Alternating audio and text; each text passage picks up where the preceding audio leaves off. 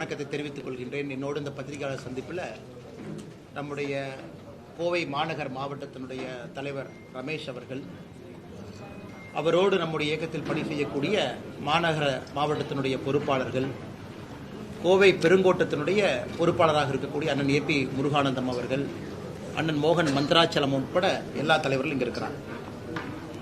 நம்முடைய பாரத பிரதமர் நரேந்திர மோடி தலைமையிலான ஆட்சி இன்னைக்கு 11 ஆண்டுகள் நாம் கடந்திருக்கின்றோம். இந்தியா முழுவதுமே நம்முடைய முக்கியமான தலைவர்கள் பெரும் நகரத்தில் பத்திரிகை நண்பர்களை சந்தித்து உங்கள் மூலமாக மக்களுக்கு 11 ஆண்டுகளில் நாம் என்ன சாதனை எல்லாம் செய்திருக்கின்றோம், என்ன வாக்குறுதி கொடுத்திருக்கோம், எப்படி நிறைவேற்றிருக்கிறோம் அப்படிங்கிறதெல்லாம் பேசிட்டு இருக்காங்க. எனக்கு தமிழகத்தை பொறுத்தவரை சென்னையில் நம்முடைய மத்திய அமைச்சர் கஜேந்திர சிங் ஷேகாவத் அவர்களும், கோயம்புத்தூரில் இன்றும் நம்முடைய அகில இந்திய தலைவர் ஜே.பி. நட்டா அவர்களுடைய அறிவுறுத்தலின்படி பத்திரிகை நண்பர்களை சந்தித்துக் கொண்டிருக்கின்றோம். வருகின்ற காலத்தில் நம்முடைய மாநில தலைவர் அண்ணன் நயினார் நாகேந்திரன் அவருடைய அறிவுறுத்தலின்படி தமிழகத்தில் வேறு பகுதியில் நம்முடைய மாநிலத்தினுடைய தலைவர்களும் பத்திரிகையாளரை சந்திக்க ஆரம்பிப்பாங்க. கொஞ்சம் இது நான் ஆரம்பத்தில் பேசுவது கொஞ்சம் நீண்டதாக இருக்கும். பத்திரிகை நண்பர்களுடைய அமைதியை இந்த நேரத்தில் வேண்டிக் கொள்கின்றேன். காரணம், 11 ஆண்டுகள் நம்முடைய சாதனையை இன்று இந்த சந்திப்பின் மூலமாக உங்கள் முன்னால் எடுத்து வைக்கின்றோம். எப்பொழுதுமே ஒரு ஆட்சியினுடைய தன்மையை பார்க்க வேண்டும் என்றால், ஆட்சிக்கு வருவதற்கு முன்பு நாம் கொடுத்திருக்கக்கூடிய மேனிஃபெஸ்டோ, தேர்தல் வாக்குறுதி, அது என்ன என்பதை நாம் எடுத்து படிக்கிறோம். இன்னைக்கு நாட்டு மக்களுக்கு, குறிப்பாக கோயம்புத்தூர் பகுதியில் இருக்கக்கூடிய சொந்தங்களுக்கு, தமிழக மக்களுக்கு என்னுடைய அன்பான வேண்டுகோள், 2014 நம்முடைய தேர்தல் வாக்குறுதியை ஒரு முறை நீங்க எடுத்து படிங்க அப்படின்னு நான் அன்போடு கேட்டுக்கொள்கின்றேன். அதே போல 2019 தேர்தல் வாக்குறுதியும் ஒரு முறை எடுத்து படிங்க அப்படின்னு. இது கொஞ்சம் மாறுபட்ட சிந்தனையா இருக்கும். திராவிட முன்னேற்ற கழகத்தில் யாருமே தேர்தல் வாக்குறுதி எடுத்து படிங்கன்னு சொல்ல மாட்டாங்க. ஆனால் 90% நாங்கள் செயல்படுத்திட்டேன்னு சொல்லுவாங்க. ஆனால் கொஞ்சம் வித்தியாசமாக பாரதிய ஜனதா கட்சியில் நாங்கள் சொல்லுகின்றோம், 2014-19 2 தேர்தல் வாக்குறுதியும் லைன் பை லைன் படிங்க. நம்ம செஞ்சிட்டோமா அப்படின்னு டிக் போட்டுக்கிட்டே வாங்க சைட்ல. 2014 செஞ்சிட்டோமா, செய்யலையா? ஏன்னா நீங்கள் வாக்களித்ததற்கு, உங்கள் வாக்குக்கு நம்பிக்கையாக நாங்கள் நடந்து கொண்டிருக்கின்றோம் என்பது அதுதான் முதல் சாட்சி. 2014 நாம் கொடுத்திருக்கக்கூடிய தேர்தல் வாக்குறுதி, நான் ஏற்கனவே பல மேடைகளில் சொல்லி இருக்கின்றேன், முழுவதுமாக நிறைவேற்றி இருக்கின்றோம். ஒன்னே ஒன்று அதில் பாக்கி இருக்கிறது, யூனிஃபார்ம் சிவில் கோட். அதற்கான மூவ்மெண்ட்டும் நம்முடைய மத்திய அரசு ஆரம்பித்திருக்கிறார். 2014 எல்லா தேர்தல் வாக்குறுதியும் சொல்வதை விட மிக முக்கியமாக 10 தேர்தல் வாக்குறுதியை மட்டும் உங்கள் முன்னால் சொல்ல வேண்டும் என்பது எங்களுடைய ஆசை. ஒரு முக்கியமான வாக்குறுதி நம்ம கொடுத்தோம், ஊழல் இல்லாத உன்னத ஆட்சியை நாம் இந்திய மக்களுக்கு கொடுப்போம். பதுக்கி வைக்கப்பட்டிருக்கக்கூடிய கருப்பு பணத்தை மீட்பதற்கான எல்லா நடவடிக்கை எடுப்போம். இன்னைக்கு 11 ஆண்டுகள்ல நம்முடைய ஆட்சியே சாட்சி. நம்முடைய டெண்டர் ப்ரொக்யூர்மெண்டா இருக்கட்டும், ராணுவ தளவாடங்கள் நாம் வாங்கியிருக்கக்கூடியதாக இருக்கட்டும், மத்திய அரசினுடைய திட்டங்களாக இருக்கட்டும், எங்கேயும் கூட நாம் ஊழல் செய்திருக்கின்றோம் என்று 11 ஆண்டுகள்ல பத்திரிகை நண்பர்கள் நீங்களும் குற்றச்சாட்டுல, எதிர்க்கட்சி நண்பர்களும் கூட குற்றச்சாட்டு. தேவையில்லாத சில வதந்திகளை பரப்பிய பொழுதெல்லாம் உச்சநீதிமன்றத்துக்கு போய் உச்சநீதிமன்றம் ரஃபேல் இருந்து எல்லா விஷயத்திலும் கூட மத்திய அரசின் மீது தவறில்லை என்று சொல்லியிருக்கின்றார். கடந்த 11 ஆண்டுகளில் அமலாக்கத்துறை, இந்தியாவில் இருக்கக்கூடிய வேறு வேறு ஏஜென்சி ஊழல் கருப்பு பணம் எவ்வளவு பதுக்கி வச்சிருக்கிறாங்களோ 1,45,000 கோடி ரூபாயை நாம் மீட்டெடுத்திருக்கின்றோம். அதே போல வெளியே நாட்டிலிருந்து யாரெல்லாம் ஊழல் செஞ்சுட்டு ஓடி இருக்காங்களோ அவங்களை பிடித்து கொண்டு வருவதற்கான முயற்சி, நிறைய பேர்த்து எக்ஸ்ட்ராடிட் பண்ணிட்டோம். நிறைய அந்தந்த நாட்டில் நடக்கக்கூடிய கோர்ட்டு கேஸையும் நாம் பார்த்து கொண்டிருக்கின்றோம். அதற்கான உறுதியான நடவடிக்கையை மோடி ஐயா எடுத்திருக்கிறாங்க. பழங்குடி நண்பர்கள், அரசியல்ல நாம் பெரும்பாலும் மறந்துடுவோம். ஏன்னா அவங்க ஓட்டு பெருசா அவங்க போட மாட்டாங்க, தலைவர்கள் இல்லை அப்படின்னு மோடி அவர்கள் 2014 பழங்குடி இடத்தை சார்ந்தவர்களுக்கு முக்கியத்துவம் கொடுத்து, திரௌபதி முர்மு அவர்கள் இன்னைக்கு நம்முடைய ஜனாதிபதியாக பழங்குடி இனத்திலிருந்து வந்திருக்கிறாங்க. நாம் 2014 சொன்னோம், பழங்குடியினர் முன்னேற்றத்திற்காக வன்பந்து கல்யாண் யோஜனா திட்டம் கொண்டு வருவோம். அது மட்டும் இல்ல, பழங்குடியினத்தை உயர்த்துவதற்கான எல்லா நடவடிக்கையும் எடுப்போம், பொலிட்டிக்கலா எல்லாமே. இந்த திட்டத்தை 2014 ஆட்சிக்கு வந்தவுடன் அக்டோபர்ல ஆரம்பிச்சிட்டோம். இந்தியாவில் பழங்குடியினர் வசிக்கும் கிராமங்கள் மட்டுமே 63,843 கிராமங்கள் இருக்கு. ஒரு கிராமத்துக்குமே இந்த திட்டத்தை கொண்டு போயிருக்கோம். இதற்காக 26,135 கோடி ரூபாய் ஒதுக்கி இன்னைக்கு இந்தியாவில் பழங்குடியின மக்கள் சென்டர் ஆஃப் பாலிடிக்ஸ்ல முக்கியமான இடத்துல அமர்வதற்கான எல்லா நடவடிக்கை எடுத்திருக்கோம். 2014 தேர்தல் வாக்குறுதியில் இன்னும் ஒரு முக்கியமானது, ஆர்டிகல் 370 முழுமையாக நீக்கப்பட்டு காஷ்மீர் இந்தியாவோடு இணைப்போம் என்று சொன்னோம். அதை 2019 ஆகஸ்ட் மாதம் அதை நிறைவேற்றியிருக்கின்றோம். பாராளுமன்றத்திலும் சட்டமன்றத்திலும் பெண்களுக்கு 33% இடஒதுக்கீடு வழங்குவோம் என்று 2014 சொன்னோம். 2023 ஆண்டு செப்டம்பர் மாதம் இந்த வாக்குறுதியை நிறைவேற்றியிருக்கின்றோம். சாமானிய மக்களுக்கு மருத்துவ செலவினங்களை குறைப்பதற்காக புதிய திட்டத்தை கொண்டு வருவோம். 2018 ஆயுஷ்மான் பாரத் 5 லட்சம் ரூபாய் மருத்துவ காப்பீடு கொண்டு வந்திருக்கோம். இதுவரைக்கும் 37 கோடி பேர் ஆயுஷ்மான் பாரத் மூலமாக காப்பீடு அட்டையை பெற்றிருக்கின்றார்கள். 1,25 லட்சம் ரூபாய் மத்திய அரசு இந்த காப்பீடுக்காக நாம் செலவு செய்திருக்கின்றோம். தூய்மை இந்தியா திட்டத்தை துவங்குவோம். 2014 அக்டோபர் மாதத்தில் கொண்டு வந்திருக்கோம். 12 கோடி கிராமப்புற வீடுகளுக்கு திட்டத்தின் மூலமாக முதல் முறையாக கழிவறை கட்டி கொடுத்திருக்கின்றோம். விவசாயிகள் பயன்பெற பயிர் காப்பீடு திட்டத்தை அறிமுகப்படுத்துவோம். இதெல்லாம் நம்முடைய தேர்தல் வாக்குறுதிங்க. 2014 2016 பிப்ரவரி இதை ஆரம்பித்தோம். கடந்த 8 ஆண்டுகளில் மட்டுமே நிவாரணமாக பயிர் காப்பீடு நிவாரணமாக 1,75,000 கோடி ரூபாய் விடுவித்திருக்கின்றோம். சிறு குறு விவசாயிகள் பயன்பெறுவதற்காக PM கிசான் திட்டத்தை துவங்கணும். அது 2019 பிப்ரவரியிலிருந்து அந்த திட்டத்திற்கு மட்டுமே 3,68,000 கோடி ரூபாய் 11 கோடி விவசாயிகளுக்கு செலவு செய்திருக்கின்றோம். நாட்டினுடைய 75வது சுதந்திர தின கொண்டாட்டத்தின் பொழுது கூரை வீடுகள் இல்லாத இந்தியாவை உருவாக்குவோம் என்கின்ற சங்கல்பத்தை எடுத்தோம். 2016 ஏப்ரல் திட்டத்தை ஆரம்பித்து இதுவரை 2.7 கோடி வீடுகள் கட்டியிருக்கின்றோம். PM ஆவாஸ் யோஜனா திட்டத்தின் கீழ் MSME குறிப்பாக கோயம்புத்தூர் மாநகரத்தில் நம்முடைய மைக்ரோ ஸ்மால் மீடியம் என்டர்பிரைஸ் இருக்கிறாங்க. அவங்களுக்கு கடன் உதவி திட்டம் இந்தியாவில் முதலாக நம்முடைய தேர்தல் வாக்குறுதி அறிவித்தோம். 2015 ஏப்ரல் அதை ஆரம்பித்து இன்னைக்கு வரைக்கும் 32,40,000 கோடி ரூபாய் நம்முடைய தொழில் முனைவோர்களுக்கு முத்ரா கடன் மூலமாக மத்திய அரசு கொடுத்திருக்கின்றோம். நம்முடைய திட்டங்களில் ஒரு சிறப்பு வாய்ந்த திட்டம் இந்த முத்ரா யோஜனா. ராமர் கோவில் கட்டுவோம், சட்ட திட்டங்களுக்கு உட்பட்ட அனைத்து சாத்தியக்கூறுகளையும் ஆராய்வோம் என்று 2014 சொன்னோம். 2019 உச்சநீதிமன்றத்தினுடைய தீர்ப்பு நவம்பரில் வந்துச்சு. 2024 ஜனவரி மாதம் ராமர் கோவில் கட்டி கும்பாபிஷேகம் நடத்தியிருக்கின்றோம். இது நம்முடைய ஆட்சியினுடைய முதல் 5 ஆண்டுகள். எல்லா வாக்குறுதியும் நண்பர்கள் முன்னாடி சொல்றதுக்கு பதிலாக முதல் 10 முக்கியமான 10 உங்கள் முன்னால் சொல்லியிருக்கின்றேன். பத்திரிகை நண்பர்கள் தயவு செய்து நீங்கள் ஒரு ஸ்பெஷல் ஒரு ப்ரோக்ராம் போட்டு நம்முடைய 2014 மேனிஃபெஸ்டோ எடுத்து நீங்கள் மக்களுக்கு நாங்கள் செய்திருக்கின்றோமா செய்யவில்லை என்பதை நீங்கள் கொண்டு சேர்க்க வேண்டும் என்று இந்த நேரத்தில் அன்போடு கேட்டுக்கொள்கின்றோம். 2019 5 ஆண்டுகள் ஆட்சிக்கு பிறகு மக்கள் மறுபடியும் ஆதரவு கொடுத்து 2019 நம்மை ஆட்சியில் அமர்த்தினார்கள்.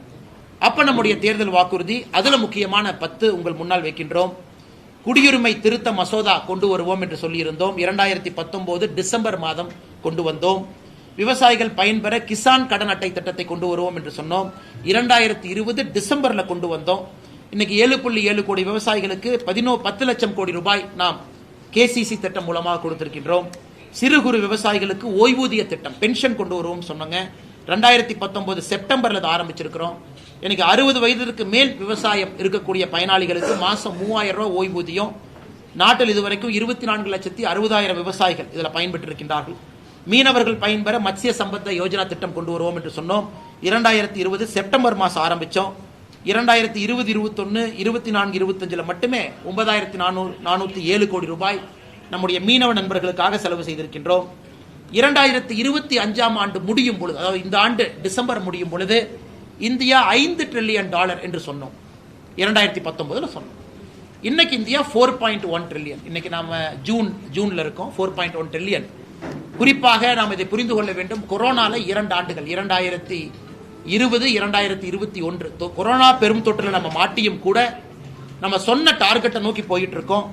சமீபத்தில் ஜப்பான் நாட்டை முன்னேற்றம் செய்து உலகத்தினுடைய 4வது பெரிய பொருளாதார நாடாக மாறி இருக்கின்றோம். உலகத்தில் வேகமாக வளரக்கூடிய பொருளாதார நாடாக இருக்கின்றோம். எனக்கு international monetary fund 2027 India 5 trillion பொருளாதாரத்தை தொடும் என்கின்ற ஒரு இலக்கை அவங்களே கொடுத்திருக்கிறாங்க. நம்முடைய குரோத் சார்ட்டை வச்சு அனைத்து வீடுகளுக்கும் குழாய் மூலமாக குடிநீர் வழங்கும் திட்டம் செயல்படுத்துவோம் என்று 2019 மேனிஃபெஸ்டோல சொன்னாங்க. ஆகஸ்ட் மாதம் திட்டத்தை ஆரம்பித்தோம். நாட்டில் 12 கோடி வீடுகள், அதாவது மொத்தம் இருக்கக்கூடிய வீடுகளில் 76% நாட்டு மக்களுடைய வீடுகளுக்கு குழாய் மூலமாக குடிநீர் திட்டத்தை கொண்டு வந்திருக்கின்றோம். நாட்டில் 75 புதிய மருத்துவக் கல்லூரிகள் அமைப்போம் என்று 2019 சொன்னோம். 2019 ஆகஸ்ட் திட்டத்தை துவங்கினோம். தமிழகம் உட்பட தமிழகத்துக்கு 11 மருத்துவக் கல்லூரி உட்பட 75 மருத்துவக் கல்லூரிகளும் கொடுத்து விட்டோம். நாட்டில் 5 ஆண்டுகளில் 60,000 கிலோமீட்டர் தேசிய நெடுஞ்சாலை போடுவோம் நம்ம சொன்னோம். 2019 2024 முடியறக்குள்ள மறுபடியும் பத்திரிகை நண்பர்கள் ஞாபகப்படுத்துகிறோம், கொரோனா தொற்று இருந்தும் கூட 5 ஆண்டுகளில் 56,701 கிலோமீட்டர் நேஷனல் ஹைவே நாம் போட்டிருக்கோம். நாட்டில் புதிதாக 200 நவோதய வித்யாலயா கேந்திரிய வித்யாலயா ஆரம்பிப்போம் சொன்னோம். 2019 ஆண்டுகளுக்கு பிறகு 113 கேந்திரிய வித்யாலயா நவோதயா பள்ளிகள் நாம திறக்க ஒப்புதல் வாங்கியிருக்கின்றோம், திறந்திருக்கின்றோம். வறுமை கோட்டிற்கு கீழே இருக்கவங்கள சிங்கிள் டிஜிட், அதாவது ஒற்றை எண்ணிக்கை அடிப்படையில் கொண்டு வந்துருவோம். நம்முடைய நாட்டில் மிக இரட்டை எண்ணிக்கை அடிப்படையில் இருக்கிறாங்க, பர்சன்டேஜ் இதில் கொண்டு வந்துவோம் என்று சொன்னோம். நாம் சொன்ன 2012 16.2 விழுக்காடு வறுமை கோட்டு கீழே இருந்தாங்க. $2.15, அதாவது $180 ரூபாய் கீழே அவங்களுடைய வருமானம் இருந்துச்சுங்க. இன்னைக்கு அது 2.3% குறைச்சிருக்கிறோம். 16.2 ஆரம்பித்து இந்த 13 ஆண்டுகளில் 2.3% ஒற்றை இலக்குக்கு கொண்டு வந்திருக்கின்றோம். இதுவும் ஒரு பெரிய சாதனையாக நாம் பார்க்கின்றோம். அதே போல நம்முடைய பத்திரிகை நண்பர்கள் தயவு செய்து 2019 நம்முடைய தேர்தல் வாக்குறுதியும் கூட ஒரு முறை நீங்கள் அலசி ஆராய வேண்டும், மக்களுக்கு எடுத்துச் சொல்ல வேண்டும் என்று அன்போடு கேட்டுக்கொள்கின்றோம். அடுத்து 2024 ஆட்சிக்கு வந்த பொழுது 10வது ஆண்டு முடித்து மக்கள் மறுபடியும் 3வது முறை நமக்கு ஒரு வாய்ப்பு கொடுத்திருக்கிறாங்க. அந்த 3வது முறை ஆட்சி அமைக்கும் பொழுது நாம் தேர்தல் வாக்குறுதி மறுபடியும் கொடுத்திருக்கோம். அந்த தேர்தல் வாக்குறுதியினுடைய முக்கியமான அம்சத்தை உங்க முன்னாடி வைக்கிறேன். முத்ரா கடன் திட்டத்தின் கீழ் அதிகபட்ச கடனாக 20 லட்சம் ரூபாய்க்கு உயர்த்துவோம் என்று சொன்னோம். அதை அக்டோபர் 2024 செயல்படுத்தி காட்டியிருக்கின்றோம்.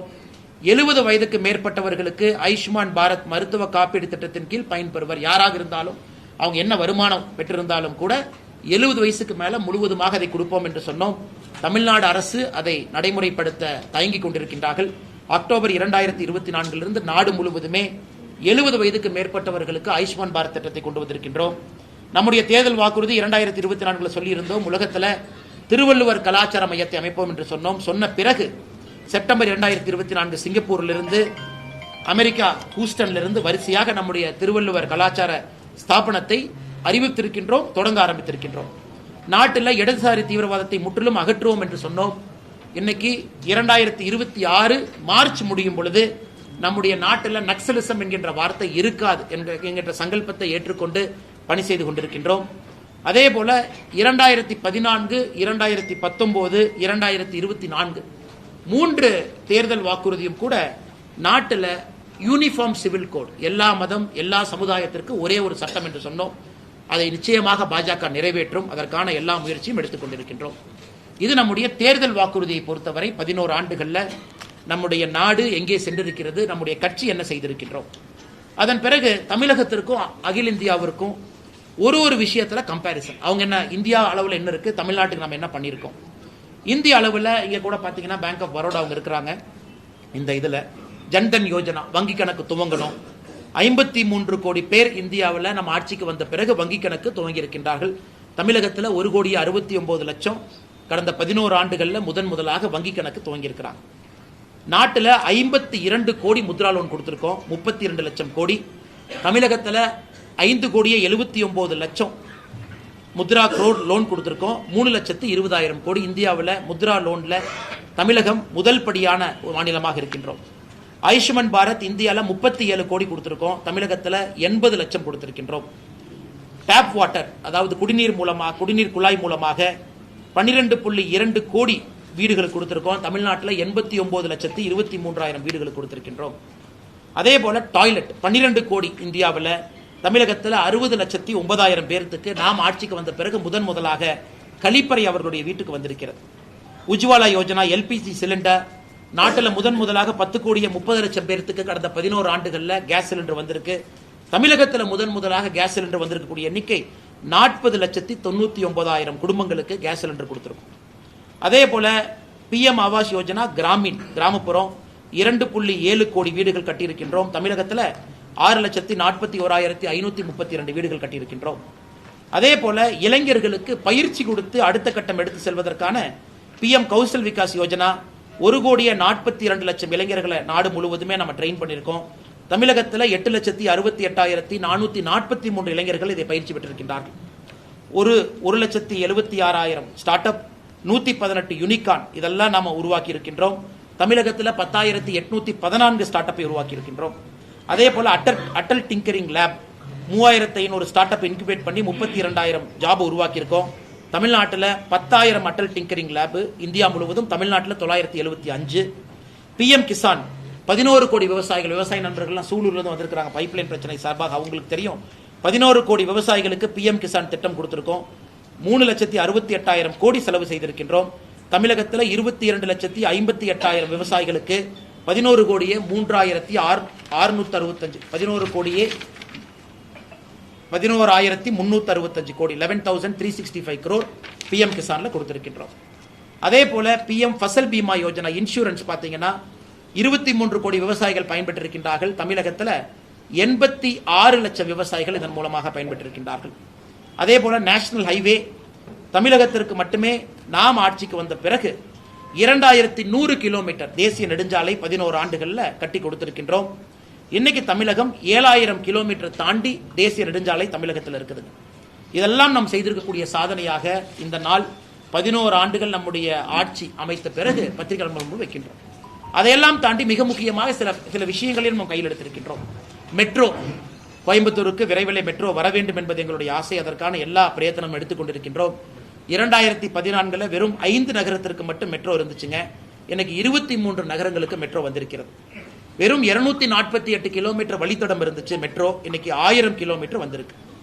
ஏர்போர்ட் 2014 74 ஏர்போர்ட் இருந்துச்சு, இன்னைக்கு 160 விமான நிலையங்கள், 1,51,00,000 பேர் இந்த உடான் ஸ்கீமை பயன்படுத்தி முதல் முறையாக விமானத்தில் பயணம் செய்திருக்கின்றார்கள். அமிர்த் பாரத் ஸ்கீமில் 1300 ரயில்வே நிலையங்களை புதுப்பித்திருக்கின்றோம். அதே போல ஏற்கனவே சொன்னது போல ஆர்டிகல் 370, 35A அதையெல்லாம் நாம் எடுத்திருக்கின்றோம். நக்சல் வயலன்ஸ் மூலமாக வரக்கூடிய பிரச்சனைகள் 81% குறைத்திருக்கின்றோம். இந்த ப்ரொடக்ஷன் லிங்க்டு இன்சென்டிவ் ஸ்கீம், இந்த தமிழக அரசு அதிகமாக ஸ்டிக்கர் ஒட்டுறது எங்கள் ஊரில் செல்போன் செய்கிறாங்க, எங்கள் ஊரில் அது செய்கிறாங்கன்னு, அது மத்திய அரசினுடைய முழுமையான திட்டம். 1,60,000 கோடி ரூபாய் 14 செக்டரில் நம்ம இன்வெஸ்ட் பண்ணியிருக்கோம். இன்னைக்கு இந்தியா உலகத்தினுடைய 2வது பெரிய செல்போன் மேனுஃபேக்சராக மாறி இருக்கின்றோம். 25 கோடி இந்தியர்களை பாவர்ட்டி, அதாவது கடுமையான கோரமாக இருக்கக்கூடிய வருமான கீழே 180 ரூபாய்க்கு கீழே இருக்கவங்களை மேலே கொண்டு வந்திருக்கின்றோம். 25 கோடி பேர்த்த புதிய கல்விக் கொள்கை 2020 கொண்டு வந்திருக்கோம். அக்னிவீர் ஸ்கீம்ல 1 லட்சம் இளைஞர்களுக்கு மேல நம்முடைய இந்தியன் ஆர்மி, ஏர்ஃபோர்ஸ், நேவியில ஜாயின் பண்ணியிருக்கிறாங்க. அதே போல 10 லட்சம் பேருக்கு அரசு வேலை கொடுப்போம் என்று ஆரம்பித்தோம் ரோஸ்கார் மேளா, அதையும் நிறைவேற்றி இருக்கின்றோம். இது போன்ற ஒரு துறையிலும் கூட நம்முடைய சாதனை பெரிதாக இருக்கிறது. அடுத்தது, தமிழக அரசு எவ்வளவு பணம் வந்துச்சு, மத்திய அரசு பணமே கொடுக்கல அப்படிம்பாங்க. அதையும் பத்திரிகை நண்பர்கள் முன்னால் சொல்வதை எங்களுடைய கடமையாக கருதுகின்றோம். தமிழக அரசு குறிப்பா பார்த்தா நாம மத்திய அரசுக்கு 2 விதமாக பணத்தை அனுப்புகின்றோம். ஒன்னு சென்ட்ரல் ஜிஎஸ்டி, CGST கொடுக்குறோங்க. இன்னொன்னு இன்கம் அண்ட் கார்பரேட் டாக்ஸ். நாம இன்கம் டாக்ஸ் கட்டுறோம், கார்பரேட் டாக்ஸ் கட்டுறாங்க. இதெல்லாம் மத்திய அரசுக்கு போகுது. ஃபினான்ஷியல் இயர் 21, 22, 23, 24, 25 முழு டேட்டா இல்லைங்க. இப்ப 21, 22 எடுத்துக்கிட்டீங்கன்னா மொத்தமா நம்முடைய தமிழகத்திலிருந்து மத்திய அரசுக்கு நாம் கொடுத்திருக்கக்கூடிய வரி 21, 22 1,10,453 கோடி, 22, 23 1,34,425 கோடி, 23, 24 1,59,030 கோடி நாம் இங்கிருந்து வரியாக CGST, income and corporate tax கொடுத்தோம். இப்ப மத்திய அரசு தமிழக அரசுக்கு என்ன கொடுத்தாங்க? நேரடி பணமாக டெவல்யூஷன், கிராண்ட் அண்ட் எய்ட் 2 காலத்துல கொடுப்பாங்க. டெவல்யூஷன் நேரா கொடுப்பாங்க, கிராண்ட் அண்ட் எய்ட் திட்டத்தை பொறுத்து கொடுப்பாங்க. 21, 22 நாம் கொடுத்த வரி 1,10,453 கோடி. நேரடியாக மத்திய அரசுடைய நிதி பகிர்வு மட்டுமே 72,510 கோடி. அதே போல 22, 23 1,34,425 கோடி நிதி பகிர்வு அந்த ஆண்டு தமிழக அரசுக்கு வந்தது 76,465 கோடி. இதை தாண்டி நேரடி நிதி பகிர்வை தாண்டி பத்திரிகை டேட்டா கொடுத்துறோங்கன்னா, நேரடி நிதி பகிர்வை தாண்டி 21, 22 100 நாள் வேலைவாய்ப்பு திட்டத்துக்கு 9,638 கோடி, PM கிசான் 2,779 கோடி, ஃபுட் சப்சிடி, அதாவது நாம் ரேஷன் கார்டில் அட்டையில வாங்கக்கூடிய உணவுக்கு மத்திய அரசுடைய மானியம் 13,000 கோடி, ஃபர்டிலைசர் சப்சிடி, யூரியாக்கான சப்சிடி 5,000 கோடி.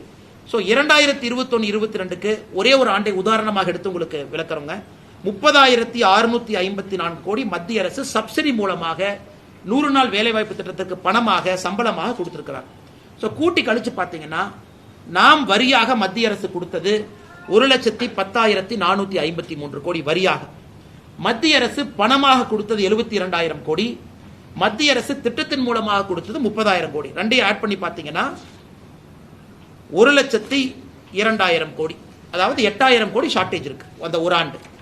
அதுக்கு திரும்ப பார்த்தீங்கன்னா நேஷனல் ஹைவேக்கு நம்ம கொடுத்த பணம், ரயில்வேஸ், ஏர்போர்ட், சாகர்மாலா, இதையெல்லாம் மொத்தமாக கூட்டி கழிச்சு பார்த்தீங்கன்னா நாம் கொடுத்த ஒரு ரூபாய்க்கும் மத்திய அரசு திரும்ப ₹1 கொடுத்துருக்காங்க. அதை இந்த பத்திரிகையாளர் சந்திப்பு முடித்த பிறகு நம்முடைய நண்பர்களுக்கு இந்த டேட்டாவை கொடுத்துட்றோம். ஸோ மாநில அரசு செக் பண்ணட்டும், நம்ம கொடுத்ததுக்கும் மத்திய அரசு திரும்ப கொடுத்துட்டாங்களாம். அதையும் கூட மோடி அவர்கள் நேர்மையாக அவர் ஆட்சி அமைத்த பிறகு வந்த ஃபினான்ஸ் கமிஷன்ல மாநில அரசுக்கு 32% இருந்த நிதி பகிர்வை 42% உயர்த்தி அதை பண்ணியிருக்காங்க. ஸோ கூட்டி கழிச்சு சொல்ல வேண்டும் என்றால் கடந்த 4 ஆண்டுகளில் நாம் தமிழர்கள் மத்திய அரசு கொடுத்த வரி 4,36,136 கோடி. Total transfer by to Tamil Nadu by central government 5,47,380 கோடி எல்லாம் சேர்த்தி. அதனால் அதையும் கூட இந்த நேரத்தில் உங்களுக்கு சொல்வதற்கு கடமைப்பட்டிருக்கின்றோம். இதை தாண்டிங்கன்னா இந்த மாதிரி ஒரு பெரிய புத்தகம் நம்முடைய மத்திய அரசு நம்ம போட்டிருக்கோம். 11 ஆண்டுகளுக்கான புத்தகம். ஒரு செக்டர் இது பார்த்தீங்கன்னா 11 ஆண்டுகள் ஆங்கிலத்தில் எல்லாம் இருக்குங்கன்னா தமிழ்ல இருக்கு. இது எல்லா இடத்திலும் மக்களுக்கு கொடுக்குறோம். மத்திய அரசினுடைய இடத்துல கொடுக்குறோம். ரயில்வே ஸ்டேஷன், பஸ் ஸ்டாண்டில் இது காப்பி இருக்கு. வெப்சைட்டில் எடுத்துக்கலாம், வாட்ஸ்அப்பில் கூட ஃபார்வர்ட் பண்ணிக்கலாம். அதனால எல்லோருக்கும் கூட நாம் செய்திருக்கக்கூடிய சாதனை ஒரு புத்தகமாக இருக்கு. நம்ம என்ன செஞ்சிருக்கோம், ஒரு துறையில் என்ன மாற்றத்தை கொண்டு வந்திருக்கின்றோம். பாதுகாப்பு துறையாக இருக்கட்டும், டிஃபென்ஸ் துறையாக இருக்கட்டும், பெண்களுக்காக இருக்கட்டும், இளைஞர்களுக்காக இருக்கட்டும், விவசாயிகளுக்காக இருக்கட்டும். பத்திரிகை நண்பர்களுக்கு என்னுடைய அன்பான வேண்டுகோள், நம்முடைய மாவட்டத்தினுடைய தலைவர் அவங்க இது ஒரு காப்பியா பத்திரிகை நண்பர்களுக்கு அனுப்பிச்சு விட்டுட்டீங்கன்னா காப்பி இருக்கு. அது எல்லா பத்திரிகை நண்பர்களும் ஒரு பார்த்துருவாங்க. ஏன்னா நம்ம இந்த பிரஸ் மீட்ல எல்லா விஷயத்தையும் பேசுவது நேரம் உங்களுக்கு அதிகமாக எடுத்துக்குவோம். அதனால ஒரு முறை நீங்க அதை பார்க்கணும். இந்த புத்தகம் பாருங்கன்னா புத்தகம் இந்த மாதிரி இருக்கு. இதுதான் புத்தகம். நாம இதில் வந்து